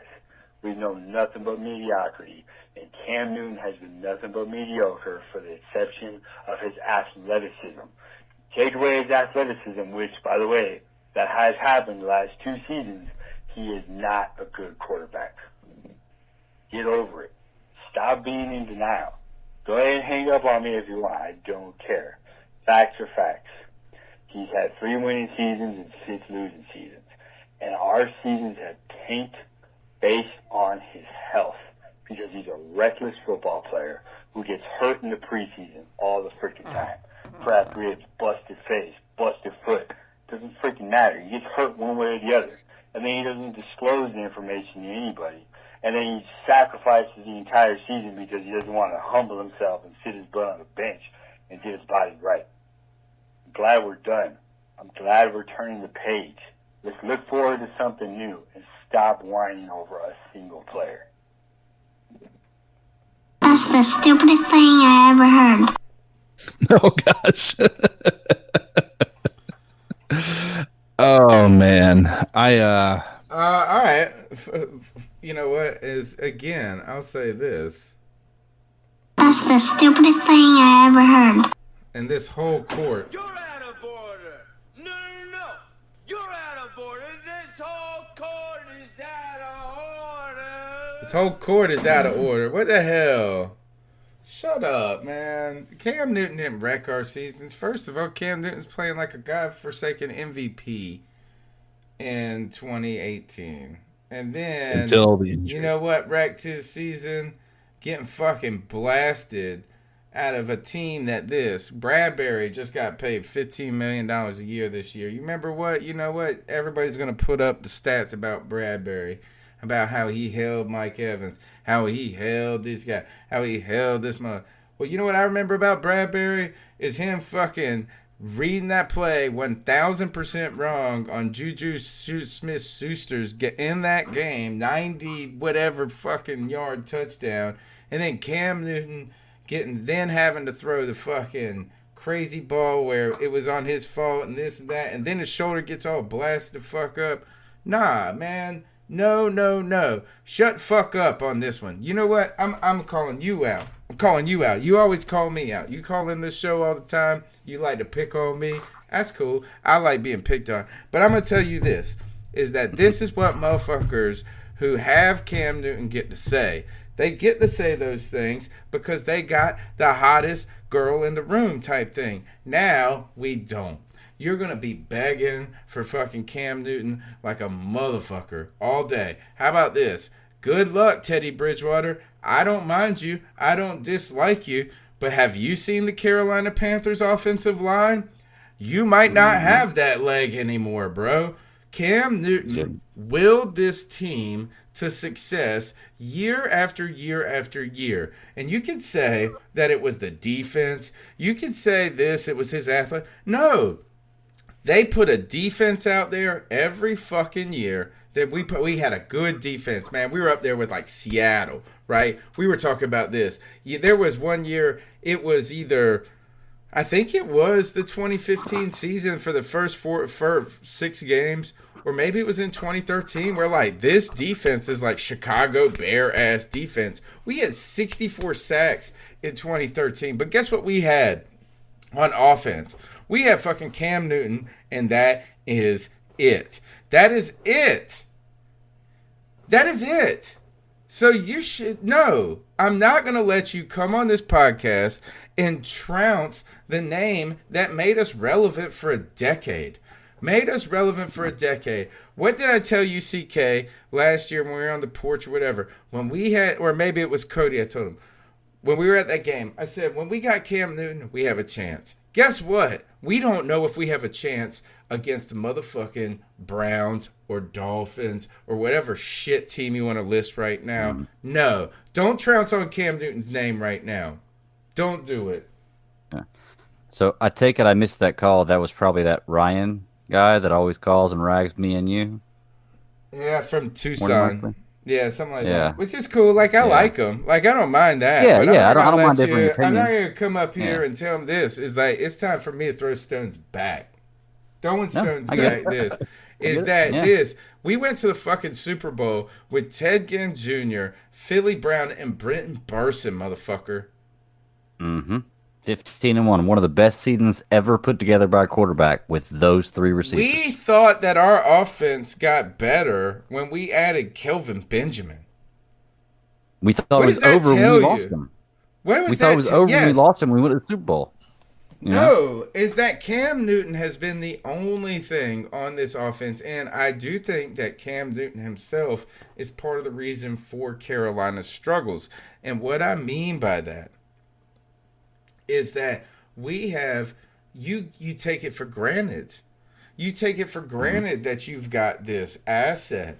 And so what we didn't do is we didn't invest in the offensive line. We didn't have to go and do these things on offense, and we cheapskated, which is fine because we had to, but we put it on this defensive plan. Okay, but you could not have done that with another quarterback. The only reason you were able to do that the entire time is because you had a dude that would get blasted in the fucking face, that would get up. Most people would have been dead by 2014. Yeah. Well, it's like I had a guy argue with me that Patrick Mahomes could have a better season than Cam Newton's 15-1 season. And I was like, yeah, but the thing is, as far as record goes, but the thing is he didn't. He hasn't had a better season. And guess what? Cam Newton didn't have Tyreek Hill and Travis Kelce and Hardman and everybody that Patrick Mahomes has had. So I'm not knocking Patrick Mahomes. He's a great quarterback, amazing quarterback. But you're absolutely right, Tony. Nobody but Cam Newton could have done that. You put Patrick Mahomes with that line with Ted Ginn, Philly Brown, and Brenton Burson as your wide receivers. He might be the only one just because he's like crazy magical in his own right. I don't even think you do with that, man. It's a different magic. He's magical because he has amazing weapons. You know, it's like Dak Prescott's so good because he's playing for the Dallas Cowboys with that offensive line, the wide receivers, and that running back. Put him somewhere else and see what happens. I want to tell Ryan from Tucson one more thing.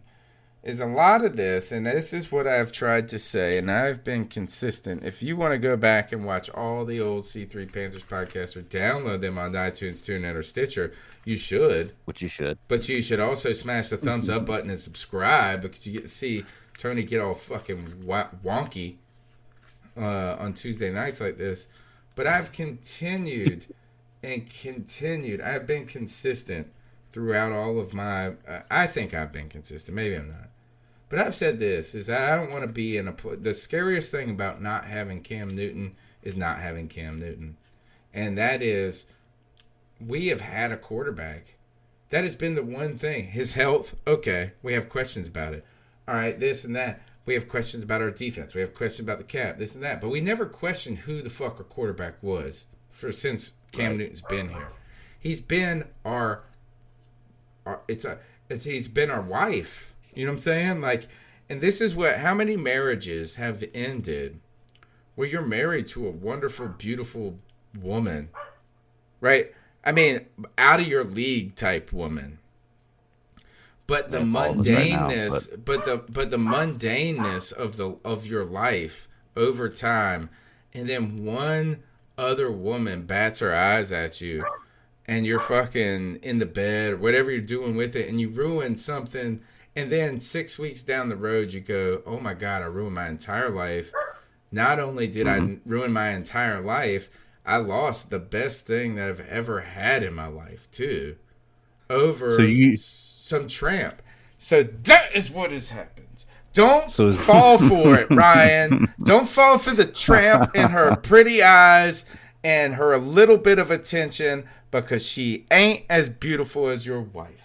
I will defend Cam Newton until my dying breath, and I will provide stats galore to show you what type of a player he is. Now, you take out once again, let's go ahead and take into the consideration the injuries have been an issue the past couple of years. We can be fair and we can concede that, and there is a risk involved with bringing him back because we don't know if he's able to sustain the type of hits he was used to being able to sustain his entire career. We don't know those things. But what we do know is when Cam Newton is healthy, he is a game changer. And people, if you look up until he got hurt, he has always been on the top 100 players in the NFL. Mm-hmm. He was one of the most respected players by people from other teams of any quarterback out there. When you hear people talk about Cam Newton, you hear nothing but people. You hear Cam Jordan, you hear even Gerald McCoy before he came over here. People love Cam and they want him in the league, and they feel like he is something that is electric and you cannot have an NFL without him. But let's take into consideration when he does start to actually deteriorate. We saw in 2018 what a Cam Newton adjusting to the way that the NFL would need him to adjust to be able to stay healthy. We saw him starting to do that, and he was actually having the best numbers of his career, hands down, no questions asked. And he didn't even have nearly the type of weapons he has now, or he would have had with the Panthers at this year if he stayed. There are so many things pointing to the fact that Cam Newton is such a good quarterback. Take out the quarterback, add the rushing. People want to try to say those don't matter. Those don't matter. Those are a big part of this game. And when you talk about the ability to actually have the quarterback run, what that does is it adds an extra blocker. Right. So now your quarterback could run. That is even more explosive. So you cannot take away the ability for him to run the ball away from him being a quarterback as being considered to be one of the greatest quarterbacks in the NFL that we've seen in the past 10 years at the very least. Even if you take away the read option type aspect of the game. Right. I'm just talking about, and which has gone away. We haven't seen that since 2016. Not really successfully, not like on the level. Maybe a little. Yeah, I would say maybe a little in 2017. But it's a trick play now, not a base right. Like that was our offense. Like we ran that 67% of the time at one point. Right. Right. That's not where Cam gets. But here's the thing. I've seen the Panthers play the Giants. I saw them. 1 year, I've seen them maybe a couple of times. 1 year we blasted the shit out of them, 56 to whatever. It was a great game, so hot. We just beat their ass.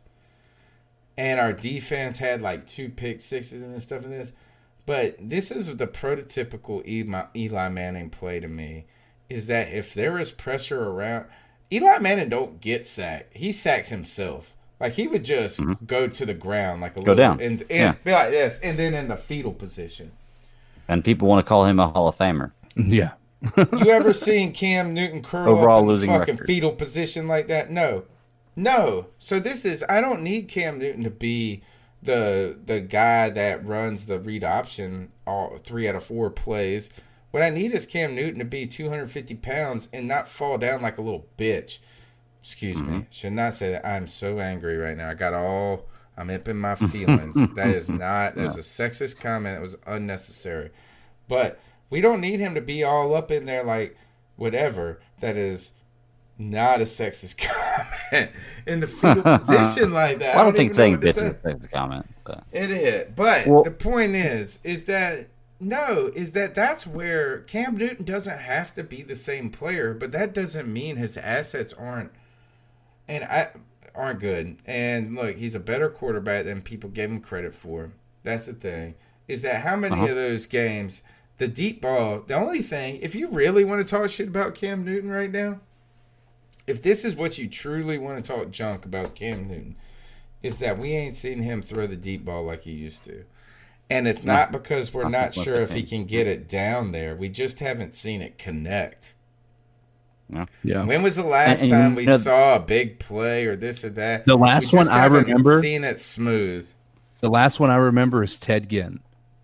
In that amazing, it might have been the Seahawks or something. It wasn't a good year for us or anything, but it was like right in he had Right down the seam. Yeah, right in the middle.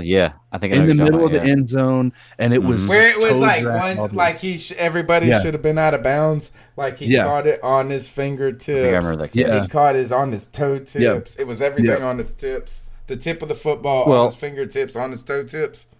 Yeah, exactly. That's the last one I remember him throwing. Of any type of an actual Cam Newton type deep ball. Well, look, and this goes back to CK, what you were kind of hitting on is let's not forget the last time we saw Cam Newton on the field healthy. He was 6-2, the second best record in the NFL, and he was a top 3 to 4 MVP candidate in the NFL. That was the week before the Pittsburgh game where he got injured. He was there. He was that guy healthy. And Tony, don't let this Ryan guy get you too riled up, man. And CK, I know you're kind of on the side with this Ryan guy, but this may change your opinion.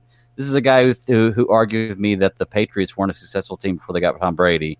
Where if you go back and look at the 7 years before they had Tom Brady, they had 4 playoff appearances, two division championships, Super Bowl appearance. To me, that's pretty successful. So I wouldn't put too much heed into what he says. I think he says things to rile us up. Well, J-Dub said it. J-Dub, he shouted me out earlier, and he said this. He said, you, Cam Newton, Secret Service. And that's what I used to call myself back in the day, all day long. Yeah. Get my Twitter sword out. I'm going to fight for Cam Newton. You just brought out some old school Tony. Let's go to Rich Kingston in the UK. Oh, I'm looking forward to this one. Hi, this is Rich. Get the bleep ready. It's my birthday, and I've had the worst fucking birthday present ever. I've had the worst fucking birthday. David Tepper is an absolute disingenuous wanker. So is Marty Hurney. What a pile of absolute bollocks to do that. Well said. Teddy Bridgewater may be quite decent, but the way they've behaved, the fact that Cam has come out after they've said, we've mutually agreed, and it turns out, no, the Panthers have turned around and gone, see you later, Cam. And then that's backed up by Greg Olsen. What a load of crap. And I also think that Luke probably knew. Wouldn't surprise me if Luke's going, yeah, that's what they told me, that's why I decided to retire. What an absolute bunch of complete arseholes. I am so out on them. That fat, bald twat. And that stupid, fat, I love it. arsehole rule. Anyway, this is the worst you're ever going to hear me. And it's my birthday. And I can't come to America tomorrow because we've all got fucking virus. Bollocks. Keep pounding. Jeez. All right. Well, Rick we got sounds this. like he's in a tough spot too, man. Oh gosh. Hey, All look, right, me and we Cody got you, Hill CK. is getting. All right. Yep. Me and Cody's Hill is getting pretty full, but I can say we can't have more than 10 people at a time up here because the coronavirus. So we'll do it in groups of 10. I thought it was Y'all under climb the hill. 50. I thought it was No, under 50. Trump's suggestion is 10. So Trump said 10, and he's the boss. I can't even say that out laughing. Look, we're at but 50 watching right now. Somebody dropped out just because they were scared of the coronavirus. So they said, I went to Italy, and now they could catch on the internet. We're down to 47. People are going away. Rich is, I actually thought, here, is Rich let his feelings be known about the owner. Yeah. Right? And I think that's where a lot of that was directed at, in my opinion. But I actually think he kept it together. I expected him to be like, so these Brits, when they get real angry, they almost get quieter. Like when a Brit gets serious with you, you're like, oh shit, now we got to be like, yeah, he brought the gravity, and there was gravity in that. Like there was real. And for me, I get all out of sorts. I'm yelling and screaming. I'm intimidated by that. You should watch out, David Tepper, because Rich Kingston and I in October are coming to pop your practice bubble. That's what I think we should do. I think Panther fans should unite and we should all go to the practice bubble and pop it. No, he's just gonna raise ticket prices to fix it. Don't do that. Don't do that. Come on, man. Oh, Josh from Mass wants his second call. All right, I'll go back to it, Josh. I got you, bro. All right, here we go. Well. I get off the damn line, use my last cat call, and I go on to the Twitter, and what do I see? What do I fucking see? I said he kept it together We're earlier. trade Cam Newton away. We're gonna sign fucking Teddy Bridgewater for the same goddamn money we're paying Cam. What the Thank fuck, you. Dave? What the Thank fuck you. are you smoking? Oh, That's the Josh from Mass. I I know. swear to God. I can't with this franchise right now. What in the fuck is this Teddy Bridgewater 3-year deal? $60 million a year? Bro! Bro! Oh my fuck. I He's just not can't wrong. right now. It's I like just cannot with this the shit right best. now. You have got This is to why I be didn't make fucking cat kidding call me. earlier. I'd have sounded like this. We're not gonna settle for mediocrity. I don't know, what the fuck did you just do then? Yeah. David Tepper is starting to seem like he got some fucking Joe Biden-ass dementia shit going on with him right now. This man needs to just sit back, worry about his stocks and how bad they're fucking looking, and let somebody who knows what the game of football is start making some decisions. Like Marty Hurney. This is horrendous. You gotta be kidding me. Teddy fucking Bridgewater. Yeah. This call's so good. Oh, my fucking God. I'm going to jump off a bridge, man. I don't know if I'm going to be in the chat tonight. I'm going to jump off a Into goddamn the Jump water? off a bridge into the water. fuck? Oh. Oh. Let me hit you up with something. Oh. Yeah. Is this call almost over, homie? I think he's down there, but we ain't. I'm calling. Like a Teddy bridge over troubled water, Cam will lay down. Next call. Man, that's you good. Oh, I this know. is Ryan from Texas. I'm not listening to you no more, homie. I ain't listening to you no more. Where we at now? I think we are right here, hopefully. A lot of calls tonight. Hey guys, Calvin VA again. 2 weeks, bro. A little bit more to rant about. Can you imagine how stupid we're gonna fucking look if we fall flat on our face next year? Cam Newton's out there. We're going to. With that, Just prepare for it. We're just going out there to. just killing shit, man. Man, we are gonna look fucking dumb as fuck, man. I really can't believe that we let this man go. Oh my God. Man, next year in the NFL is just going to be crazy, man. So much has happened in the past 2 days. Maybe they'll cancel it. And I had really got to the point Probably. where I did not think that Cam Newton was going to. Wouldn't that be the best case scenario for the Panthers for them to cancel? No, because then we're in the same position next year with players that haven't played in a year. MVP who led a team to a 15-1 season. But we don't have their And contracts because he was anymore. hurt for a year and a half. You know why he was hurt? Because y'all refused to put any fucking line in front of this fucking man. Thank you. It's y'all's fault he's fucking hurt. And you let him go? When this man is more determined than ever? Man, I don't know, man. I hope we do good next year. I hope Cam does good. But I feel like, I don't know, man. I hope Bridgewater does good, man. I don't ever want the Panthers to fail. That's my team. I'm going to always ride with the Panthers no matter what. But I think this going to come back and be the dumbest fucking move we ever made. And will ever make. Like, Cam Newton is a once-in-a-lifetime talent. I don't give a fuck what anyone says about this man's accuracy. I done seen him do shit that other quarterbacks can't do. That people be calling them to go. And Cam Newton out here doing shit they do every night. Make it look easy. This is crazy, man. I'm genuinely fucking hurt about this one. I feel you, bro. Anyway, man. I'll catch y'all on the pod tonight. All right, man. Thanks for your call, dude. We appreciate it. I also want to wish a happy belated birthday to Rich Kingston, because by this point in England, It's no longer his birthday. Right, right. But it was. Welcome back, CK. Let's go to the next call. I know that everything is about to get lit up tonight. Nice. This is Blake. What's going on, guys? My goodness. All the crazy news. I tweeted you guys earlier and said, after all Cam has done for the Panthers, he just got thrown out the window like last night's leftovers. I mean, do you think it is any coincidence that amidst all the Brady stuff going on, that's when they decide to release all the information that Cam is now on the trading block? And my goodness, Marty Herney and the Panthers are walking around like a little kid with a match, lighting the fireworks before the ball drops. I mean, any leverage that we had to trade Cam, if that was the scenario they were going to go, any leverage we had, they just pissed away, because signing Bridgewater, if that's the case, you let go of all your leverage. I mean, what the heck are you doing?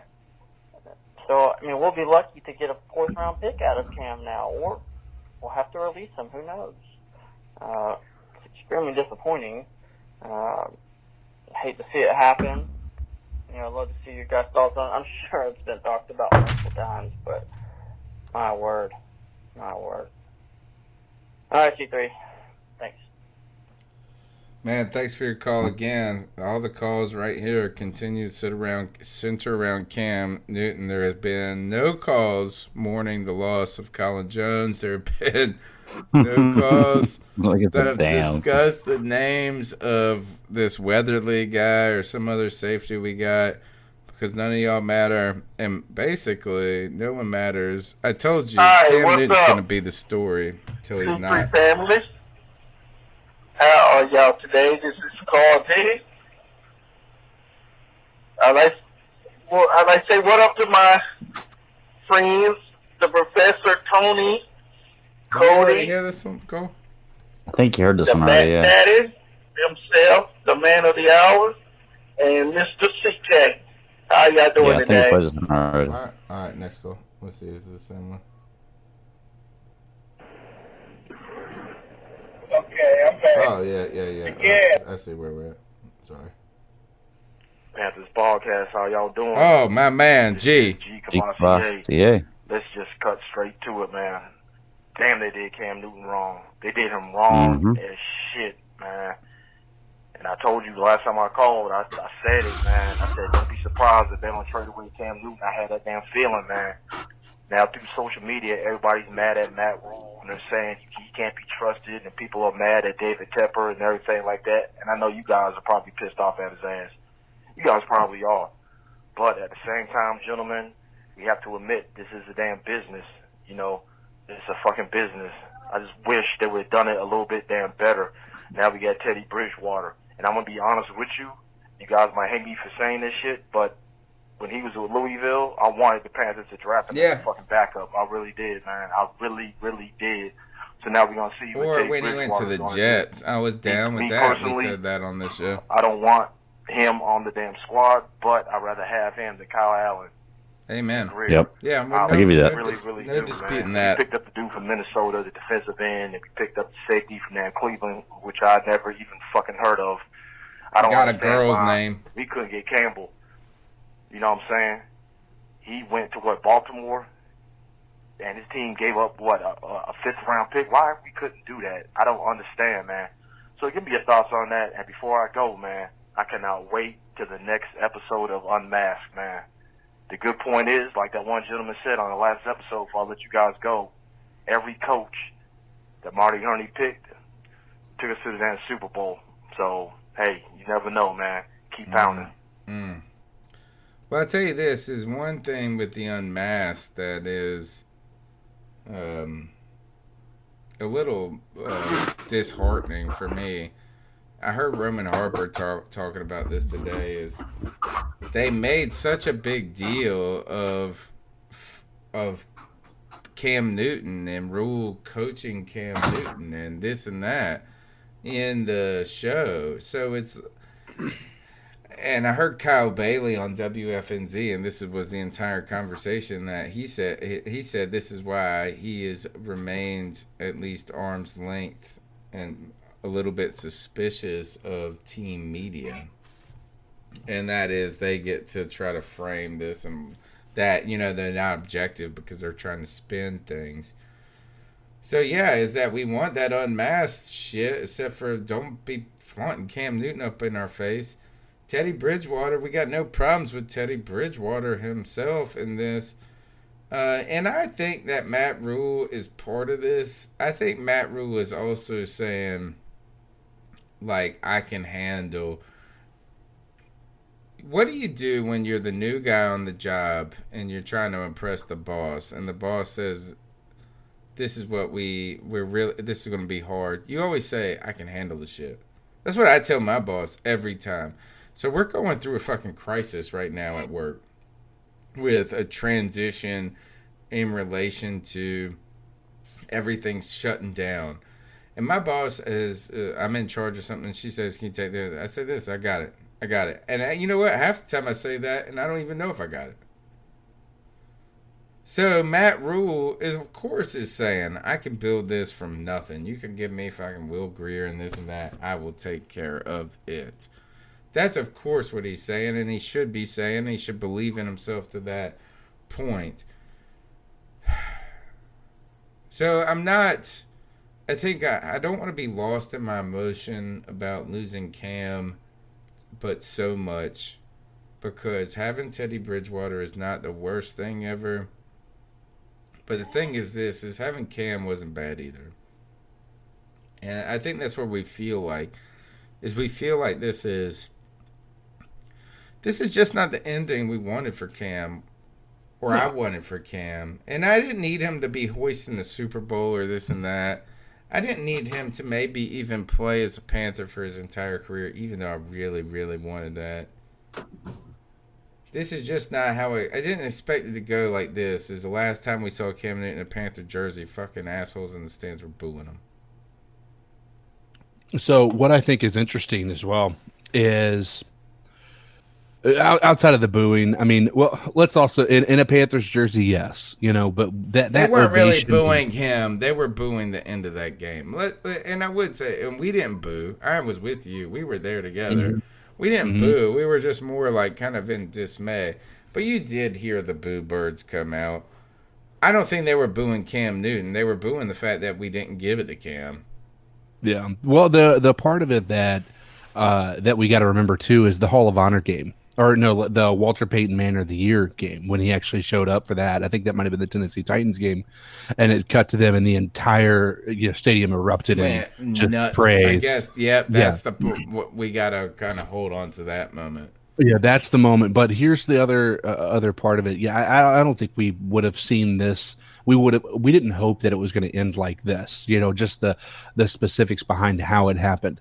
But to be fair, this time last year, we were having this conversation of what we were going to do when it came time for us to sign Cam Newton. Do we re-sign him for the cost that it was going to do? Because he's going to be at his age, he's going to have the history of injuries and whatnot. So we've had this discussion where we already expected Cam Newton not to be a Panther in 2021 at the very least. We just didn't expect. We weren't unprepared. I don't think we were fully unprepared. Yeah.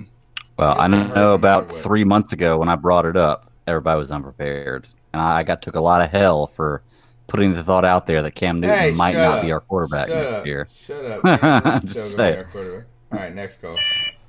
Man, I just don't know what's going on with this team right now. I don't even recognize it anymore. I've been kind of... Y'all got to cover me now. Lately, but I was kind of excited to see what he could do this year. Guess we might not be able to see that after all. I will say this, though, the Teddy Bridgewater deal, I don't think he's a great quarterback, but, I mean, we're paying him $20 million a year, so that's good backup money. So hopefully we got something else in mind for a long-term deal. But hopefully we can get someone in the draft in the next couple of years. I hear we got a crap ton of money next year that we're going to have open. So who knows? We'll see. But Panthers to the day I die, baby. Go Panthers, keep pounding. So Go Panthers, keep pounding. Yeah. So the interesting part of that is that that's good backup money. Well, that's really what Teddy Bridgewater has been, is what a backup. Outside of his first couple of seasons with the Vikings. My reason for bringing that up is now we have the question that we have to look forward to in the future. If we trade Cam Newton, let's say we trade Cam Newton to the Chargers. Well, the Chargers are now looking at Cam as their franchise, right? That's his home until he retires at that point in time. Hopefully, in their eyes, they wouldn't be trading for him otherwise. They're one spot ahead of us. Does it make sense for us to trade up to that one spot? Now, the only reason I say that is now all of a sudden we may be in play for a Justin Herbert type of player. And the reason I bring that up is I'm not saying that Teddy Bridgewater is not going to be the starter next year, but there are a lot of, interesting statistics that support having a rookie quarterback sit behind a veteran quarterback for 1 year and then see how it goes. I'm interested in that idea. I'm not saying that's what's going to happen, but what do you think about that? You know something? I actually was first going to bash that. Then I sat down. I'm just kind of trying to process it now. And signing Bridgewater to a $20 million deal, which is a backup quarterback money, and the possibility of trading Cam Newton up for another rookie quarterback of Herbert or Tua or anybody that falls to us, that's actually a very plausible plan. Like that actually seems like that may be something that, if you're going to try to make sense out of what Carolina is doing right now, that you could make an argument that makes sense. Let's that. Good. What I'm interested in finding out is if Teddy Bridgewater is going to be a similar case to this, a Nick Foles. Nick Foles did great. He was traded somewhere else. He didn't do well. He went back. He did great. He was traded somewhere else. He didn't do well. And now what happened is, or what if we trade Teddy after a year? What if Teddy is pretty good next year? Yeah, and like you were saying about having Justin Herbert, whatever his name is. Yeah, Herbert. Yeah. What if that guy falls in your lap? You don't have to go get him, but if he's there at 7, you could pick him. You could play Teddy, and then you could say this is hopefully Teddy's really good, and you trade him away for an asset. And that's why I'm saying that makes a lot of sense. But can I say, as far, I think that makes a ton of sense. But I can say though that if we're talking about a quarterback being drafted in the first round, and us doing the possibility of doing that, you know what the best way to fix a left tackle is? Draft a left-handed quarterback. And you know who left-handed quarterback is? Tua Tagovailoa. Yeah, go ahead, chat room. Say I have a boner for him. It's fine. He's a great quarterback. I like left-handed quarterback. He lefty? That fixes the He left is lefty? tackle. He's a lefty. You know and what? That fixes Then you the don't. left tackle You know what position. you got to do is you got to fix the right tackle then. But it's okay. The right tackle's well. All of a sudden it becomes more important. Yeah. Right. I mean, the only reason the left tackle is more important is because it's technical. Is the blind side. Is really we've seen this is edge pressure though gets there the quickest. That's the thing. It gets there the quickest. From either side. So it is. Your strongest tackle needs to be on the blind side, not because it matters really that much, but because the quarterback, that instinct, he can't see it coming as much, and that takes half second off or whatever. No, is Tua? I think is out of the question. Yeah, he's not. We're not going to have a chance at him. I agree. Unless we trade up. The real question is this: here, and maybe the real wisdom in the Teddy Bridgewater move is this. Is that you can, if a quarterback drops to you, you can pick him if you need to. You don't have to go after him. So you don't have to do it right now, right? You can go Teddy. And then there's an opportunity. There's a second option that Teddy's actually, pretty good, and then you don't have to worry about it. And then there's the third option is that then maybe if none of those two work out, then you get maybe a quarterback next year. But Right, none but of the these are quarterbacks like next year. none of these scenarios really equate to the Panthers really doing that much this year. You're basing a lot of those scenarios on a lot of hypotheticals, and they all if things sound have to like fall this way, suckiness. right? Exactly. It's a predicament. All right, So, let's go to the next call. The number's 252-228-5098. Hey Tony, this is Anthony. Just wanted to let you know I was so right when we were going to sign Teddy Bridgewater.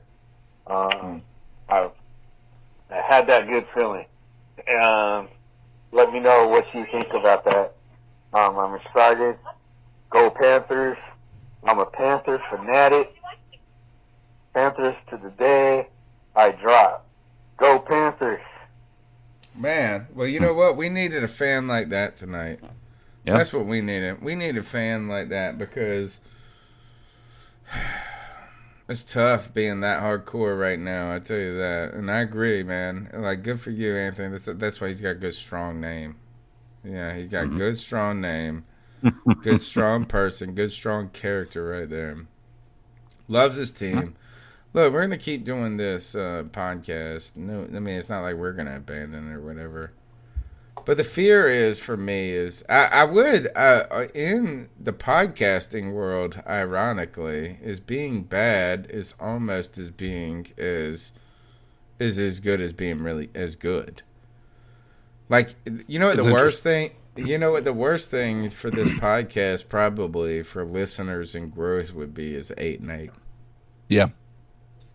Yeah, that's I could see that because, bad news brings people. We see that after the 49ers loss, after the Atlanta loss, after the Pittsburgh loss last year. Yeah, biggest shows ever. Yeah, I mean, was when we lost to Pittsburgh in 2018. That shit was pop. Like, we hit 100. We never had done anything like that live. Yep. So I want to look at it as positively as I can, because living in this, I guess, mass shroud hysterical world. Yeah, of depression and everything that is constantly just the anxiety that is already just falling on our shoulders with the as you said, hysteria around the viruses, the way the economy is collapsing because of it. I went to Italy and I am home and healthy. I mean, we can. Here's the part. I will agree with you wholeheartedly. We can have that conversation, and I think that me and you do at the same time. But my what I want to try to point out is at least we have an answer, right? At least it's not a situation it's not where Cam. That's our answer. Yeah, it's not Cam. Yeah, it's not Cam. We know it's not, and we know that. Now we don't have to worry about these articles. Is Cam Newton getting traded? Having these articles out there and not knowing what's going to happen with Cam Newton is like having a girl who's texting you. Maybe she's flirting. You don't really know, but you just constantly are being strung along with it's also distracting you from work. Yeah. Like you should be at work and you're sitting here worried about this girl. Yeah. And so they call it sprung, right? Or when I was growing up, they call it sprung. Yeah. I would rather know, if you don't like me, tell me right now. I want to put my energies elsewhere. And right now, that's how I got to this point. That's why I was so frustrated with every article. I'm like, until somebody says source, I'm not believing it. And then this all drops certainly. But now that it's done, we can move on. It is as painful as it is right now. Do you think those articles truly had any more credibility now? No, I don't think they do. I think that a lot of people are going to say that this was out there and we should have known this and that, and I think that's bullshit. I think so too. I think until the past week, I think the Panthers probably intended on keeping Cam until this past week. Or they didn't know. How about that? Let's just say this, is they didn't really know exactly. They hadn't decided yet, but they had not decided to trade him either. I think that's more believable in saying that until this week they didn't feel like that they wanted to get rid of him, because I feel like they were leaving their options open. I agree with that. It's like I said, they I pointed out the things psychologically he was saying, You overcompensate for one thing, you only say another thing one time. You're covering something up, and not necessarily covering something up, but you're covering all bases. So that way, when it comes down to it, you can't be blamed. You can say, "Well, I said this in the beginning," really even though known. that's All very of open. the other, You know, all of this is noise. We Yeah. should have known right away, and we did know. Cody, he's not here tonight. Cody Lashley was saying this and all of this. So it's not like this was completely blindsided us, right? But my thing is this: is we really knew this was a real possibility when the Panthers didn't just come out from the very beginning and say like, nah, like like what the Lions did with Matt Stafford. There was one rumor all of a sudden about the Lions trading Matt Stafford, and they said no, he's our starting quarterback. We got no other plans. Squash that shit. They squashed. And even if they had the plan, but you know what? The Panthers never did that. They never just came out and said, and that was really what we should have known from the beginning, was that their silence was enough to tell us that that was real. No. And the thing is, Tony, is I don't think that, like, fooling us is one thing. We're the fans. We only know so much. I truly as think much that as Cam they Newton- know. So we know everything. They listen. No, we to don't. us, we dude. don't know. They I listen to guarantee you, this show. what's going on between Cam Newton and Dave Tepper, I guarantee you the two of them know more than we do. Period. I mean, but my point is, we were surprised by it, even though there were signs of it before, and we kind of pointed that out before. The fact that Cam Newton seemed legitimately surprised about it. Do you think it's legitimate, or you think he's playing the game? Do you think these guys? Why would he play the game? I think they're playing the game. What benefit does he have? What benefit does he have? I think Greg Olsen plays the game just as good as anybody. But what benefit do they have to play the game? They get what does that get people's? They become populist, man. They're already popular.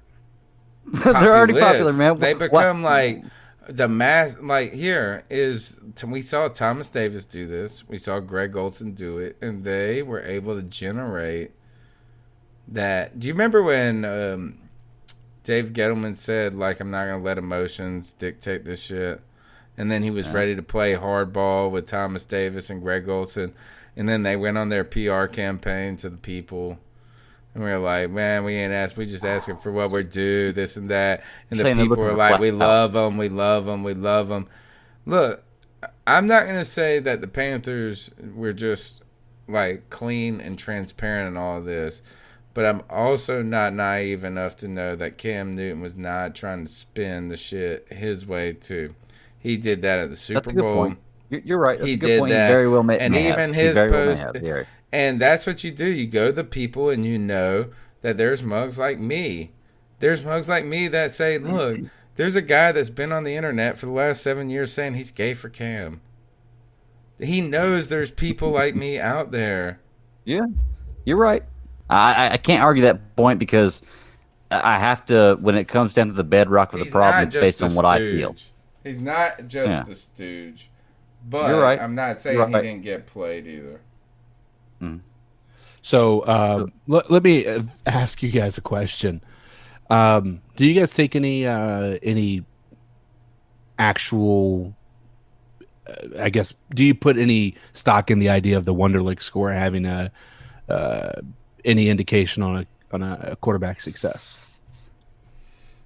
Yeah, I would say. Yeah, quarterback. Do you say any? Was your word any? Do you put any stock in that? Yeah, I would put some stock in it. Not all do you stock, mean but in his some. Performance? Do you mean in the performance or how people look at him? Both. Let's. Would you? Let me ask you this. I'm going to ask you a question. I'm going to answer your question with a question. Is that if I told you a quarterback couldn't read, would you put any stock in that? That'd be a hard thing to overcome, I feel like. Right. So I mean, I'm not saying the Wonderlic score should dictate it, but like if your score is, it's not determinate, but it may be indicative. Yeah. So my only reason I bring that up is a lot of people want to point out Cam Newton's 21 was not very good, and all that stuff. Teddy Bridgewater had a lower Wonderlic score than Cam Newton by 1. He was 20. Cam Newton was 21. So I was really thinking I was going to look at this list and see Teddy Bridgewater up there high on the list, but I was surprised to find out that was not the case. Anyway, sorry. I would say I'm less impressed by 33. I'm less impressed by super smart ones and more concerned by really low ones. To be fair, if you look at that list, Teddy Bridgewater is 1, 2, 3, 4, 5, 6, 7, bottom 7. But to put that into perspective, the bottom 7 are Teddy Bridgewater, Mike Vick, Terry Bradshaw, Dan Marino, Donovan McNabb, Oh my God. Jim Kelly, and then Vince Young. Exactly. And now I Hmm. went from not putting some stock in it to none. Yeah. The only reason I put stock in the Wonderlic score is because of Maurice Claiborne, who I thought we should have picked that year in 2012 at whatever. The Dallas Cowboys picked him at 7. I was so pissed. I thought he would have been great for the Panthers. And then we picked Luke Kuechly. And then I learned. I was so pissed too I was so pissed when we drafted him. Claiborne had a 4 on the Wonderlic, and I was so happy we got Luke Kuechly in the long run. Yeah, in the long run, I was too. Well, the thing is, like CK, going back to your I wanted question, that guy like I wanted Bradley Roby in 2014. well, going back to your question, CK, like I think that with the Wonderlic score, it does not, in the overall scheme of things, no, it does not determine how good a player is going to be, but does it affect the way he's looked at by coaches and people who are going to draft him? Absolutely. I think it's and rightfully people so. look at him as a fan. I think people look at them differently. Yeah. And rightfully so, because you got to look at those analytics. And even though you're dumb enough though as a statistics don't apply to coach, everybody, if you're dumb enough as a coach to only base it on that, it's just one piece of evidence. When I went to graduate school, so I took the GRE, the graduate entrance exam, and so I hated I have trouble studying. I was not ever a good student until I went to graduate school. I just tried to get by in so many ways. So, and I tried to base it on what I thought was a natural kind of, natural intellectual athleticism, which wasn't there. So anyway, I had this opinion that studying for these standardized tests was kind of fruitless. And in some ways it is for the GRE. The GRE is like the weirdest test. But, so I'll go and buy this book, this is before the internet is like just kicking off and stuff. So you got to go to the Barnes and Noble and buy the book and this. So I buy the book and I'm like, I'm trying to flip that. I studied through the math a little bit. I studied for 2 days before the test. But I took these practice tests that came with it. They would give you the disc and you take this practice test. And I was crushing it, man. I was like this, 12, 11, 70, this and that, scores that get you into Carolina. I was like, I got this. I feel good. I studied the math. And went in there and I got a 1020 on it.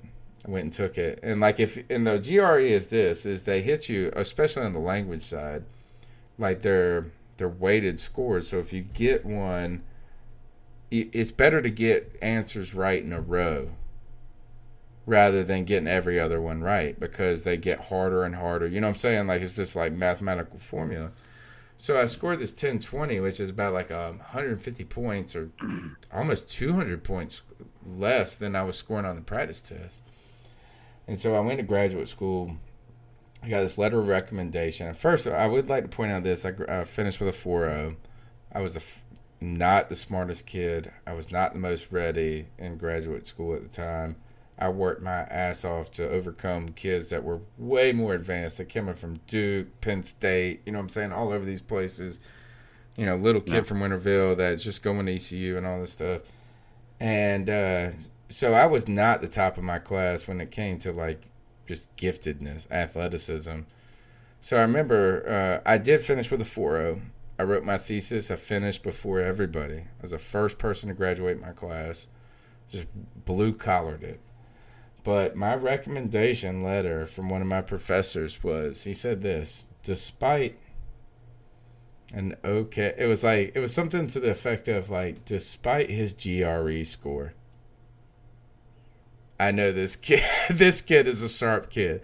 Like, you know what I'm saying? Like he said, this score isn't the best, but I don't think it's so. I'm not ready to go and say that a 20 on a Wonderlic all of a sudden tells me who you are. Right. 100%. Yeah. But it should be something you take into consideration. To all of us. Yeah. I'm not telling them they shouldn't have disregarded my GRE. Right? I'm not saying they shouldn't look at it, but they should also look at your GPA. Everything. They should look at your recommendations. They should look at some of the other things too. Your writing samples, this and that. All right. Not to change the subject, but I think this is an interesting. The hashtag trust the process. Is that the new missed opportunities? Oh my God! I hope not. Isn't trust the process the Detroit Pistons? No, it's the Matt rule. It's rule number one. I've heard number one. Yep, I've heard him say it at least 5 times. Maybe it's just the process. I'm not sure. I like this. I heard him one time, CK, and he said this. As my wife even told me I say it too much. That's what he said. He was like, I know it's like cliche, but that's what I believe. That's why it's a cliche. All right, next go. What is up, fellas? This is your boy, Pigskin Pete, checking in with you. Lots of crazy stuff going on in Panther Nation right now. I know a lot of people upset about Cam Newton leaving. It is the end of an era, and listen. Here's the thing with me, though. I'm a Carolina Panthers fan since they came into the league in 1995. So long before Cam Newton, long after. Not really surprised about this. I think they did make a mistake, though. I think keeping Cam Newton for the final year of his contract at $20 million to see if he was healthy enough to extend his contract after that is ideal. But I'm not surprised because when you get a new owner in there, Tepper, you could just see from the moves they're making. All the people they're getting rid of, they're in a rebuild. Dave Tepper, he's hell-bent on rebuilding. He's the Carl icon, man. He's Carl icon. You want to have the leftover baggage from the previous owner or the previous coaches. I'm not surprised in that sense. The thing I want to see, and the thing I want to know the most, where are they going to go from here? Because in my opinion, that they are tanking for somebody, whether that be Trevor Lawrence or somebody else. Justin Fields. Them bringing in Teddy Bridgewater, or saying, well, if they were tanking, they wouldn't have brought in Teddy Bridgewater. Well, Teddy Bridgewater is making $20 million a year, which is second or third tier as far as starting quarterbacks go. And it's only a 3-year deal, which isn't a huge deal for a franchise quarterback. It tells me he is a bridge, like you say in the title of your video here, he is a bridge. What they're doing next. Now, what are they doing next? Have to find out. Anyway, enjoy the show, Could guys. have done that with Cam. Panther Nation does. Keep your chin up. It's the end of the world. We'll see. Listen, before you hate on Tepper, see what he does before you hate on him. It's way too early to say what they're doing is wrong. Keep pounding. And Pete, check it out. Real quick, Tony, while I agree with him that it's easy, it's you got to look at it as too early to say what Tepper's doing is wrong. You can look at it right now and say they could have done the same exact thing with Cam for actually a cheaper price, more than likely, or at least relatively the same price, and been in a better position at the end of next year where they're not locked into a 2-year contract and have to trade that away or eat that money. Like it just doesn't. I think it does. That argument for me doesn't make any sense. I think what the problem with the move today, and the calls have done a good job. I think Pigskin Pete did it there, and I think people have done it earlier. Whether it be Ryan from Tucson hating on Cam like a crazy motherfucker, or somebody else that talking about asking questions about Teddy Bridgewater. is on one hand, the Teddy Bridgewater addition makes a lot of sense and works. Huh? CK saying this earlier, like on its own, it's not that bad. It's just the Cam Newton part is hard.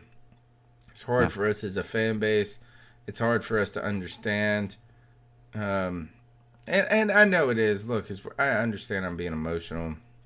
I understand that I'm going to hold on to this mug like crazy. And I'm not going to even be one of those dudes that says I'm ride or die with Carolina forever. I am. You know what I'm saying? Like, I will. But I'm not right now just jumping up in joy trying to celebrate my fandom at this moment. Like, I'm in a moment. I'm in my feelings. I'm in my feelings when it comes from Cam Newton, and he's my dude.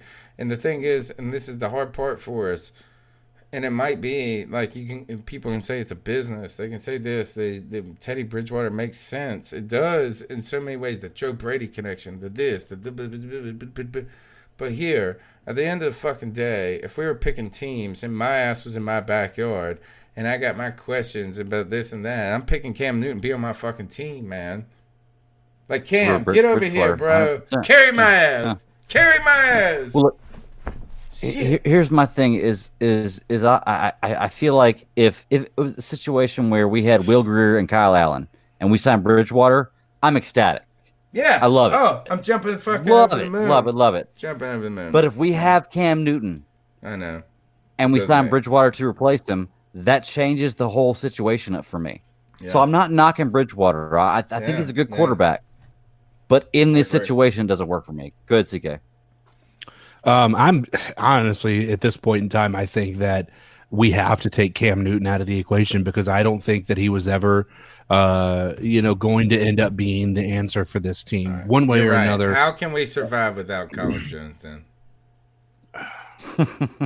We think that's Trey Boston. I feel like we signed what's his face from the Jet. Yeah, we signed what's his face from the Jet. Justin Burris, and it's spelled like girl name. And that guy from the Vikings, I can't remember his name. Stephen Weatherly. I'm actually not. I can't remember. I'm actually a little high on that one myself. Yeah, I'm not. Yeah, we gave him $12.5 million. He has like 40 tackles in his career. It's a good call. But he was playing behind Everson Griffin and Danielle Hunter as well, though. He was playing behind them because he wasn't as good as them. No, because they were also awesome.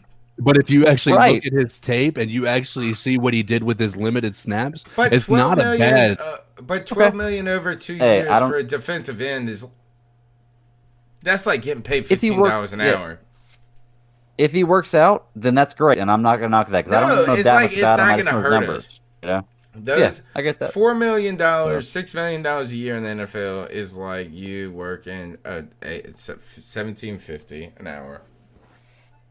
My only thing is like the same things that the Viking players and coaches and the media are saying about Stephen Weatherly. They were saying about Russell, what's his face from Tampa Bay when we signed him, and all these other players. Well, and all these other players too that we continue to say are going to be good that aren't. Yeah. Haynes to this, and let's not. And I'm tired of this. I'm tired of Muggs acting like all of a sudden like this Weatherly guys all of a sudden staying like we got all these assets with Burns and Miller and this and that. Man, no, we got Brian Burns. That's it. That's what we said last year too, and you see what happened. I'm not ready for that. Right. Any other points before we go to the next call? Nope. I'm good. So I get done making a cat call, come back to the podcast, and y'all are talking about Jameis Winston. As you guys know, I'm blind. Oh, wait. Hold on. Here's his first call. Sorry. Guys, I gotta put this in perspective for you. Anyone dumb enough to put ketchup on a steak like David Tepper? Ooh. Get him. Is dumb enough to trade Cam Newton or let him go. I agree. The hell he did. But quite frankly, I have a culinary degree. I agree. He doesn't care about us. Matter of fact, he doesn't care about the fact that steaks are high quality pieces of meat and you don't put ketchup on them. You just don't do that. It's like eating a Teddy salad. Bridgewater is a steak with ketchup, and Cam Newton is a real steak. Yeah, so David Tepper doesn't give a shit about anything. I mean, He doesn't have to be our friend. Guy at this point. You think he gives a damn if us fans are happy? Clearly not. Right. You don't have to be our I'm friends. also not going to be like G-Baby and just, like, as Cody says, throw the baby out with the bathwater. Because,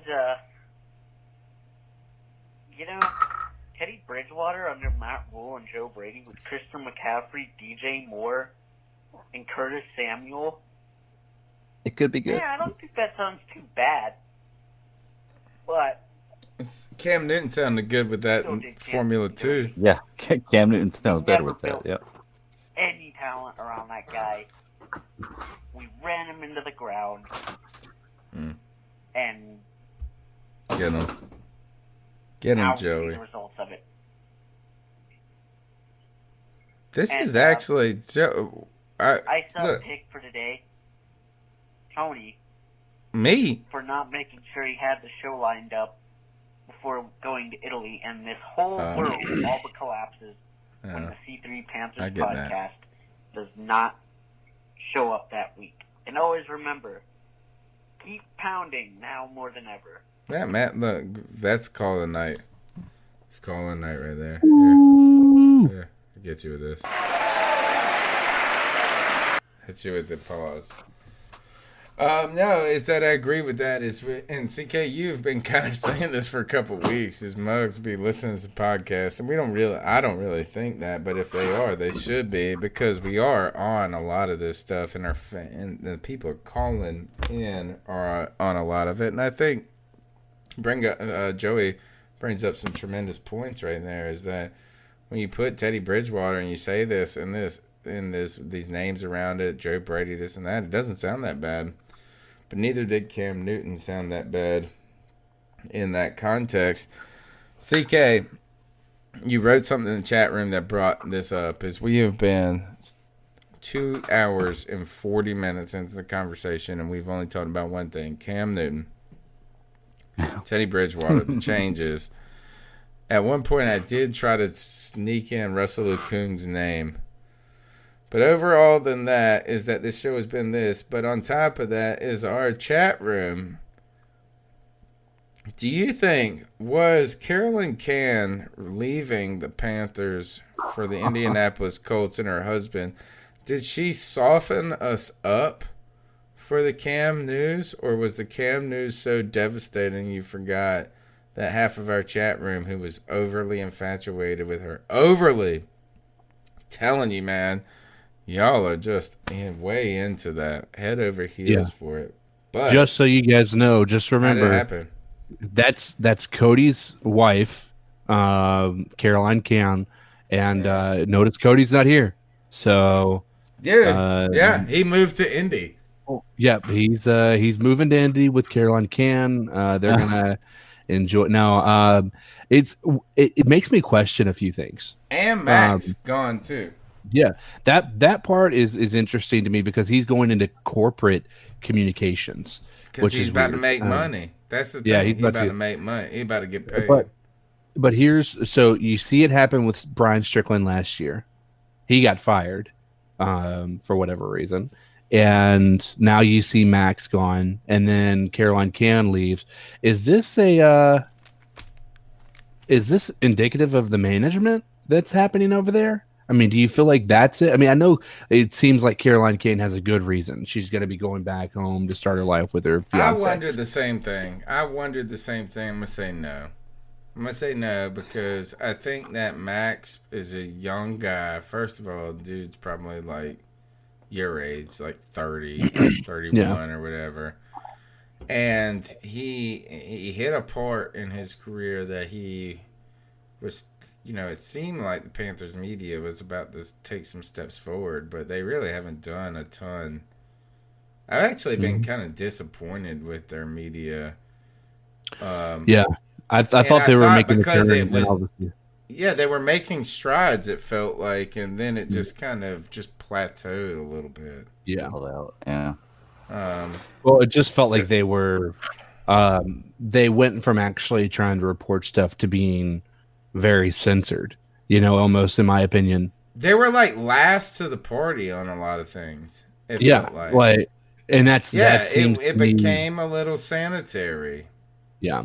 Isn't that the way everything is, though? Is they're so censored now because they're afraid of offending anybody because everybody's so for lack of better words, goddamn sensitive about every damn thing. What I mean by that is it felt like they were very unwilling to report on the things that David Tepper didn't want them to report on or something crazy like that. That's where the management, that's where my thought I thought that bringing Tepper in would put us past that. That's what I was thinking. I thought we were about to hit I thought we were going to hit a point where I kind of was, and I have a crazy idea. And my crazy idea is that the team should try to own media like us even. And not control us, but own it. Yeah. Look, we're going to be Carolina Panther fans no matter what. Look, you've heard the calls, this and that. We're pissed. Yes, but we're going to go to games in 10 years. I'm going to take my kids to games. I'm going to do this podcast. So if I'm talking shit about the Carolina Panthers and their management and their structure, it doesn't mean I'm not valuable to their industry and their as an asset. And so I have this wild idea that maybe like a podcast like ours should be owned by the Carolina Panthers. Not controlled, but where they can pivot their influence, A, to make it bigger, but B, to continue to embrace like alternative stories to the corporate message. But I think it's too risky. Yeah. Well, Tony, can I tell you what I think that has to do with is it's all one word. It's money. Money. Yeah. It's money. It's the fact that these guys that we're talking about right now that we're supporting and we agree with and hype up the things they say, blah blah. They're getting paid to do this. And right now, what's going on, a lot of them are taking off. Whereas me, you, CK, Cody, if you could be here, we're fans. We don't get paid for this. We loved it. We do this because we love this. And that's why we're here on Tuesday nights. Whereas I know a lot of sports shows, podcasts that I listen to that aren't even airing this week because they're not even coming in they're not going to get paid to do it. They're not even coming in to do it. You can do this remotely like we're doing right now. If you're a professional podcast, like a Fox Sports podcast, you can broadcast from your home. Half of them are like that anyway. We're passionate about it. Half of them are like that anyway, where they're not in a studio. One of the biggest shows in all of America, and I actually like a lot, is Clay Travis's show. It's like. And you can tell half of those dudes live on the West Coast. They got direct lines, because you can sometimes feel those breaks of where they're not video conferencing and someone's asleep and they ask them. No, so all that's possible too. You're exactly right. And that's why I kind of think it's a difference between owning and controlling. What if the Carolina Panthers just allowed us access to their audience, and they were able to monetize it and somehow paid us to just be objective. Not objective. We're not objective. But there would be some form of control that comes with that. Yeah. It wouldn't be a matter of we could do this show like we do it. If we represented them in any kind of way, I work for the government, dude. Yeah, you're right. But you do too. Right. It's actually unreasonable. Yeah. You're right. It's unreasonable in that effort. You're right. It would just be cool, I think, to have some sort of company that was ballsy enough to own a media that did not have to be 100% cucky about the whatever. Like, that's what Netflix did. That's what Netflix did with cable, and that's why they were so successful. Like, exactly wouldn't it be how that okay? happened. Like, why is it so wrong for somebody who works in the building under the Carolina Panthers branch to say Marty Hurney fucking made a dumb move? Why is that so wrong? Well, it's the same reason you wouldn't go into your university at some kind of meeting where you have higher ups and say that your dean is a dumbass. I talk shit about my. But you wouldn't say that at some kind of meeting that mattered. You wouldn't say you're a dumbass, I said dean, no, right? Trouble. You're right. You're right. All right. I know I wouldn't want postmaster, but I want Let's to. see, Did we sometimes. hear this call? Guys, I gotta put this in perspective for you. All right. Here's part 2. Yep. So I get done making a cat call, come back to the podcast, and y'all are talking about Jameis Winston. As you guys know, I'm blind. And yes, So is I can Jameis Winston. feel better than Jameis Winston. So, yeah, there are my thoughts on him.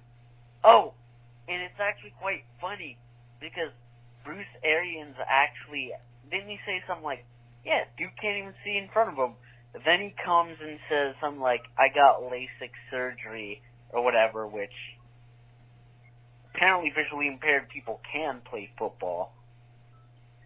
Yeah, I've never seen a visually impaired football league or heard of one or played in one.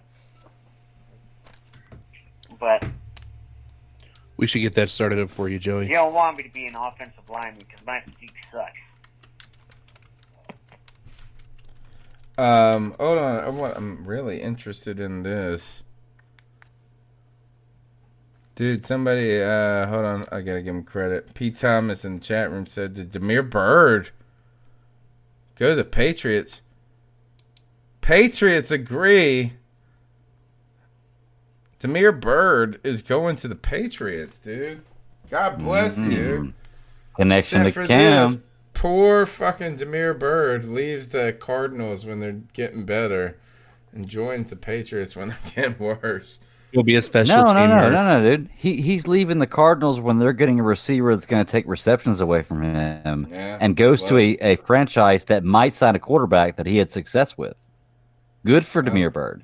I love Baby, you know. I love Baby Bird more than anything. He's like actually maybe my top 5 Panther ever.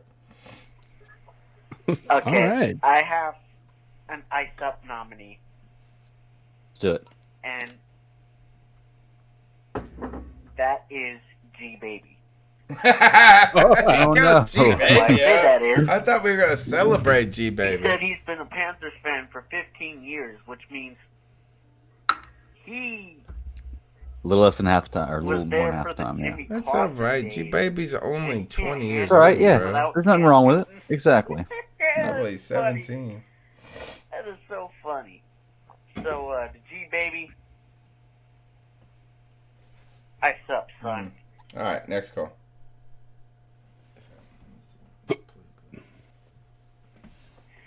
Hey, what's going on, Panther fam? Hey, this is Nate from Harrisburg, Pennsylvania. Thing about Cam, it is what it is. I'm talking about the draft. My thing is that, my opinion, if Isaiah Simmons isn't there at 7, I say just keep trading back till he gets some good second round, third round picks and just get some nice defensive pieces. That's my opinion. What you guys think? Keep pounding. God bless y'all. Peace. Yeah, man, thank you for your call. Is that right now I is agree.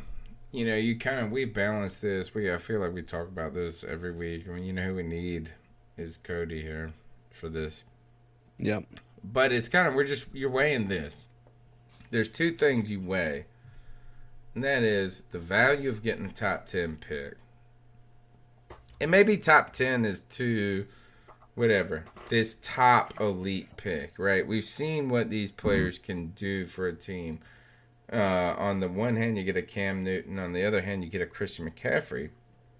You know, that's that top 10. These are the best of the best. It doesn't matter Luke where the Kuechly, position are. Right. I think he was 12. He was like 8th, wasn't he? Really? I thought he was 12th. But either way, you know what I'm saying? Like, who cares? Who cares if it's top 12 or top 8 or top 10? Right. There is this point where there is this certain class of players in every draft who are super elite. They might not go in the top 10, but that's what you think they should or wherever.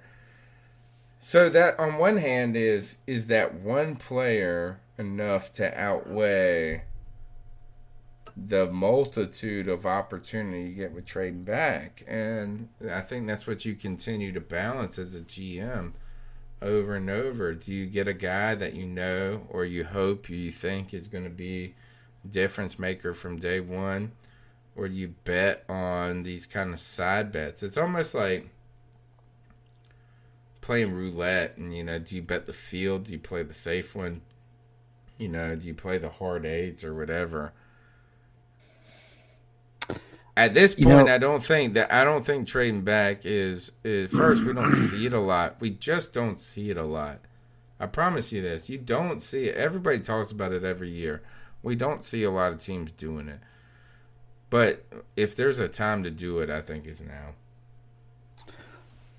Well, Tony, I think that, and based on what this caller was saying, and based on what I can defend for Cody while he's not here, is it depends on where it falls to. Because if there is a player like Isaiah Simmons, there are certain players that are just going to change the game instantly wherever they're at. And I was looking for the stat that Cody sent us in our group chat about how Isaiah Simmons has affected or played so many different positions, so many different plays.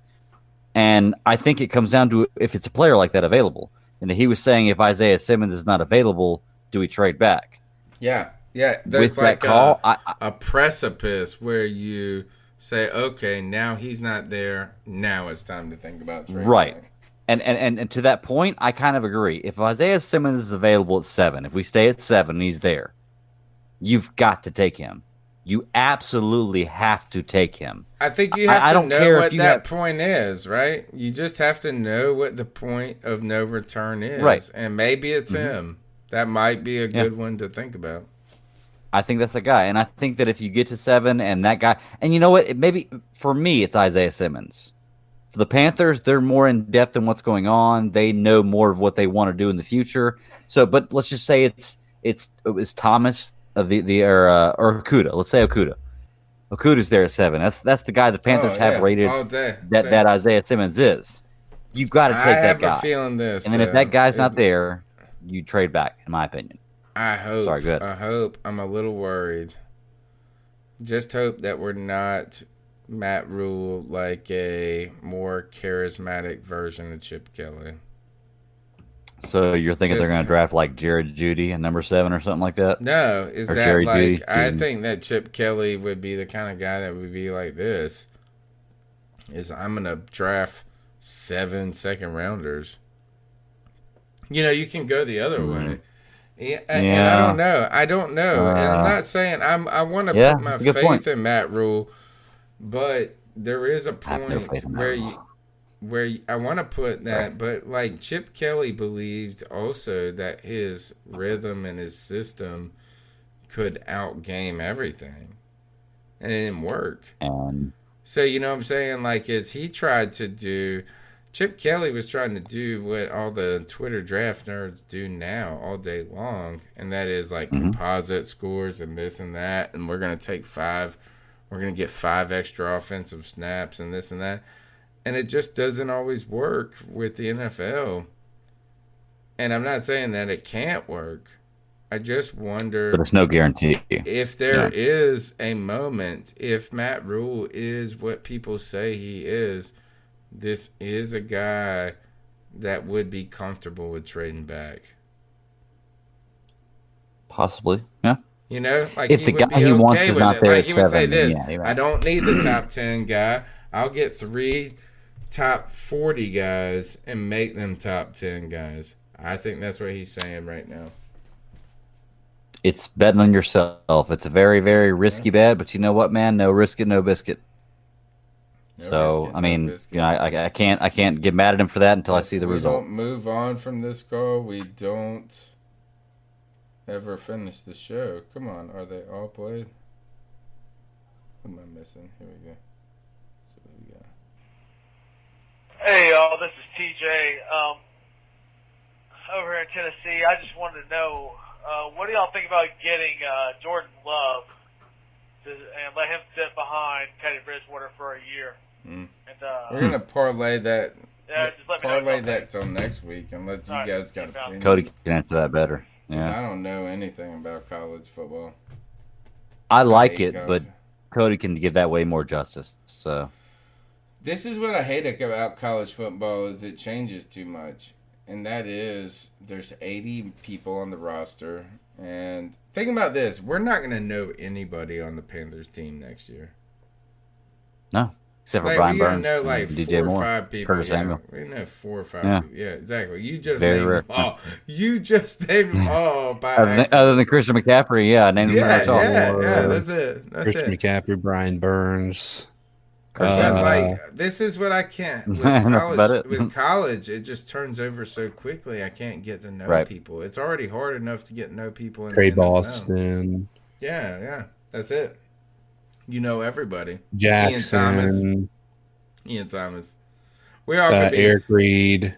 Everybody's gonna go by KK Ian Short. Oh, let's talk about this. All right, that's the end of the calls. We're in the calls for now. Like, look, it is almost midnight. We got to talk about some other things real quick though before we get the hell out of here.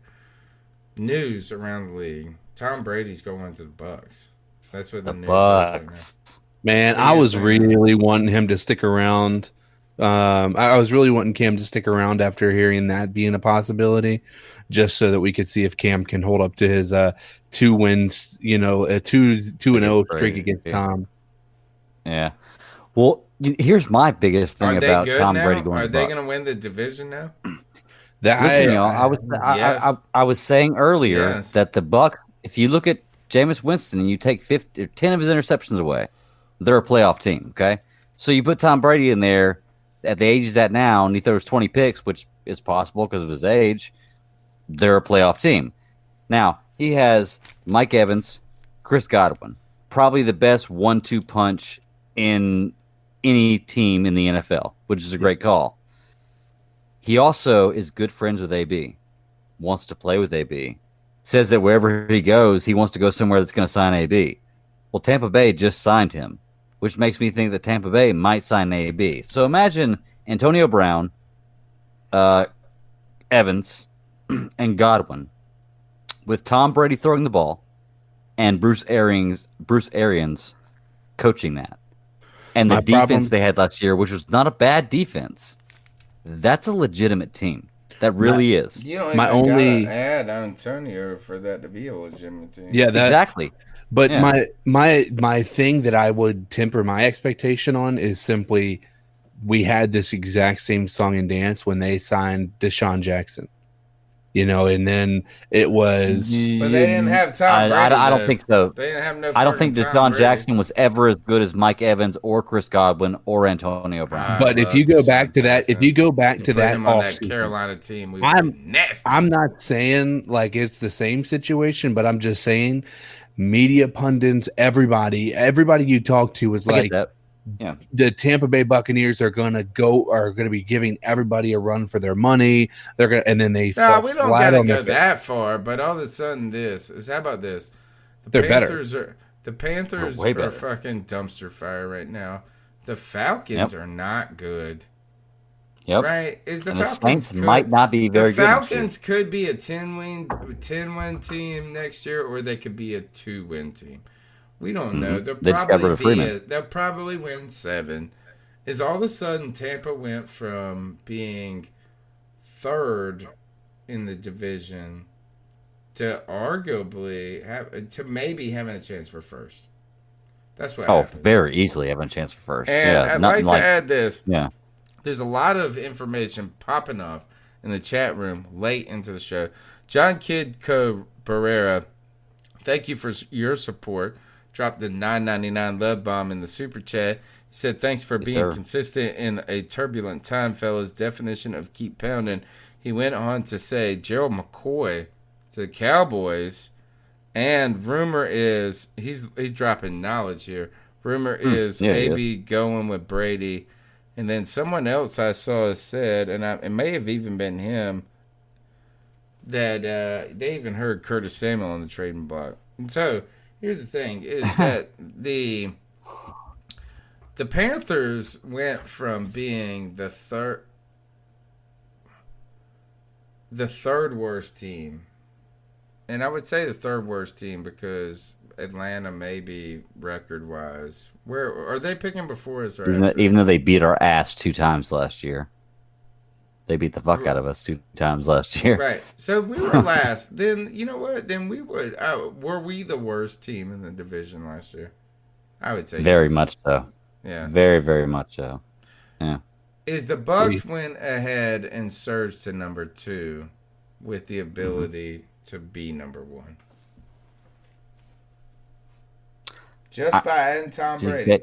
Just by adding Tom Brady, they go from being potentially a 3 to now being a solid 2 with really the opportunity to be number 1. 100% agree. And you know what the coolest part about it is? You're going to get to see Tom Brady versus Drew Brees twice a year for at least the next 1 or 2 years. I wish we could have seen that 5 years ago. I agree, but at least you get to see it before you retire or before they're gone, you know? So... any other? Go ahead, CK. I was gonna say that I just now saw on Twitter that Mario Addison wanted to add a little bit of I guess shade to the conversation. Ooh. With he said after Marty Herney's statement about Cam and how it was every year difficult decisions are being made and they're never easy. Mario Addison comes into the comment saying, "Marty, stop capping." Not sure what he's meaning by that specifically, but he's saying something. Agreed. I don't know what it is he's saying, but you're right. Oh, so here, look at that. Mario Addison, now part of the Bills. We'll save a lot of this for next week. But what is all the news that was forgotten tonight because of this? Yeah. Vernon Butler's going to the Bills. Yo, all right. He'd probably be like. Are we talking? Have like Panthers news? Vernon Butler will probably be like a Pro Bowler now. No. My buddy, he's a Bills fan. He messaged me and he said, "What do you think about Vernon Butler?" I said, "Worst first-round draft pick in the last 10 years for us." Yeah. And he goes, he's like, "Well, hopefully we can get the best out of him." Yeah, he said, hopefully we can get the best out of him. I said, I can only categorize his first 5 years with our organization as lazy. And even if you want to look at last year's production, he was basically handed a few sacks and a few fumbles. Like he didn't do. Yeah, you're right. Like, he was not the reason. Yeah, so I mean, 7 seconds into the play. And he goes, well, hopefully he got that strip, right? Or whatever, it just fell right into his hands or whatever. He said, well, hopefully McDermott can get the best out of him. I'm like, well, we hope so, sorry, too. But McDermott couldn't do it the first year when we had him. So, well, you know what? I'd be interested to see is maybe, won't that be telling? If he goes and is actually productive somewhere, but we also saw this with Coney Ely and But here, what other news did we not talk about tonight? Colin Jones. Russell Are we talking about just Panther stuff? No, but like what is? I know we're a Panthers podcast, but we didn't have anything we should not have anything to talk about this week, and we just talked about Cam Newton for 3 hours. About how the Dolphins are somehow trying to make themselves a contender this year? No, not even true. You don't think so? Hey, with Tom Brady out of the AFC North, AFC East. I think the Bills are AFC East. Excuse me, AFC East, and it being what? Miami, New England, the Jets, and who else? And the Bills. And the Bills. I think the Bills. Jets and Bills are in the same division. Yeah, they are. Bills. Are they? Yeah. Bills, Dolphins. Okay. Bills, Jets, Dolphins. Okay. With those 4 teams, do you not think Miami can squeak out a wild card or maybe win that division with Tom Brady gone? No, they can't win it. Did you see the moves they made? Did you not hear Miami? The Bills got Vernon Butler? I'm not talking about. I'm not talking about the division. You're right. How can they not win the division? All right, yeah. Here, tell me about these moves they made. That corner from Dallas. Tell me about what else did they do? Jordan Howard. They got. Let's see. Here. Oh, Shaq Lawson. Yep, Shaq Lawson. No, they got a DB. That's going to add up. Who gave to up all that money for the anything, DB from New England? Gilmore. Who gave up the money for Gilmore? Somebody told me that. Oh, that's another storyline. Bradbury to Gilmore? the Giants. That's one that Gettleman. TD to the Redskins. Yeah. And I don't know if that's confirmed. Phillip Rivers to the Colts. So all of these, a lot of these have storylines connected to the Panthers that we do not care about until this Cam Newton, Teddy Bridgewater sorted out. All right.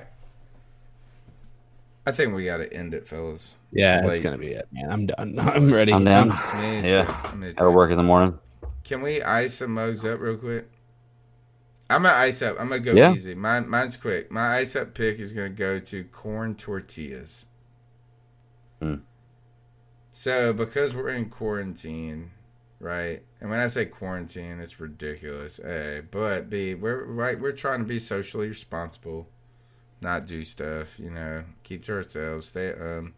So we've gotten delivery food, like my wife has gotten these delivered groceries and all this stuff. But I gotta say this, is corn tortillas are terrible. Flour tortillas, amazing. So to you, corn tortillas, I say ice up. All right, who's next? DK, you want to go? Yeah, I'll do a quick one, and I'm not going to take any low hanging fruit. I'm just going to say this. I don't really care what the affiliated party that you have or who your candidate is, but I'll just say this out: if you're a part of the Democratic Party and you look at the people that you're supposed to be this party of inclusion and wanting to make sure that you've got, you want to be the first woman president, you want to have the first Latino president, all of these things. They had every category of candidate that they possibly could, and a lot of them were good candidates if you look at the bottom line. I'm not going to say that. So funny. And then you ended up with the two white male billionaires.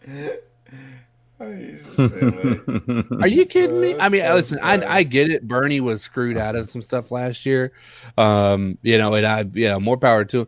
But I cannot and if you guys have not watched it, it is worth to sit down and watch of Joe Biden's gaffes, where he just screws things up in the middle of he literally said during one of his rallies, "We will not win this re-election."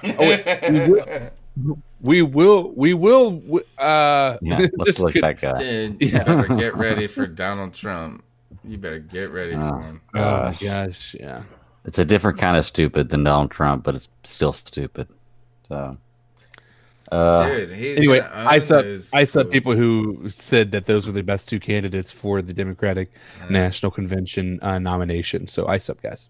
Who you got, Greg? I will take the low-hanging fruit, and I will represent what a lot of people are probably saying right now, and I'm going to ice up David Tepper and Matt Rule for lying to us and for trying to give us put a ruse in front of us that makes us feel one way, and you really feel this way. You have done wrong with Cam Newton. You've gotten rid of my quarterback, David Tepper. Since you've taken over, there is not one positive thing about the Carolina Panthers I can say. We're popping it. Yeah. So we're popping we're popping that practice bubble. David Tepper, Matt Rule, ice up. I hope that in a year, every one of y'all can rub this in my face. I really do. I will be ready for it. But we will, sir. For right now, we will. Ice up. All right, I'm with you. Ice up, fools. My name's Tony Dunn. It's the C3 Panthers podcast. We're here on Tuesday nights, 9 p.m. until the end. We don't know when it's going to end. It's going to be too fucking long. We do know that. The number's 252-228-5098. You can follow me on Twitter at @cat_chronicles. The Bat Daddy 52 on Twitter. Tell us about your other podcast real quick. Oh, real quick, man. It's the Super Civil Servants podcast. You can check me out. We record every Friday nights and drop episodes every Monday night. We do TV shows, movies, comic books, media, all kinds of different stuff. I think in about 3 to 4 weeks, or maybe the month after that, I'm not sure, real soon, we're going to have CK on there. He's going to talk some Lord of the Rings. But if you're into, if you're a geek, if you like that kind of stuff, check us out. We're there. Every platform you can find it on, except for YouTube. So. CK's famous. He's on the pod. I heard that mug. Those mugs I heard that too. Nutso. Yeah. They went They nutso. did. Yeah, they did. Oh my gosh. You took this crazy. First of all, the band in front of you was amazing.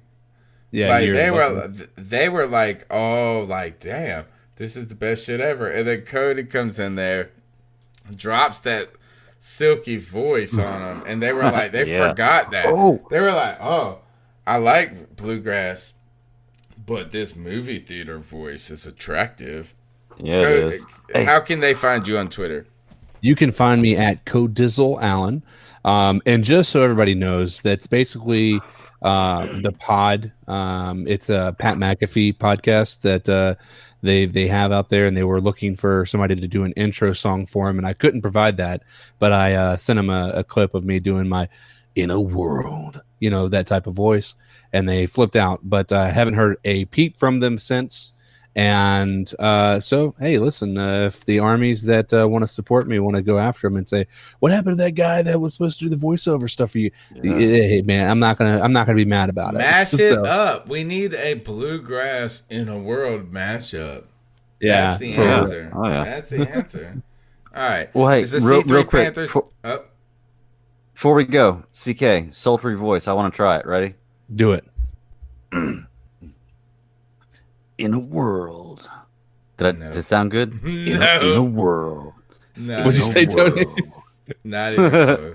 I can't do it like you can, man. Good That's try. talent. Good try. Not That's close. right. All right. Not good. Hit him up, CK. Say Good next effort. Tuesday Not a night good we'll try. hit you up on the C3 Panthers podcast.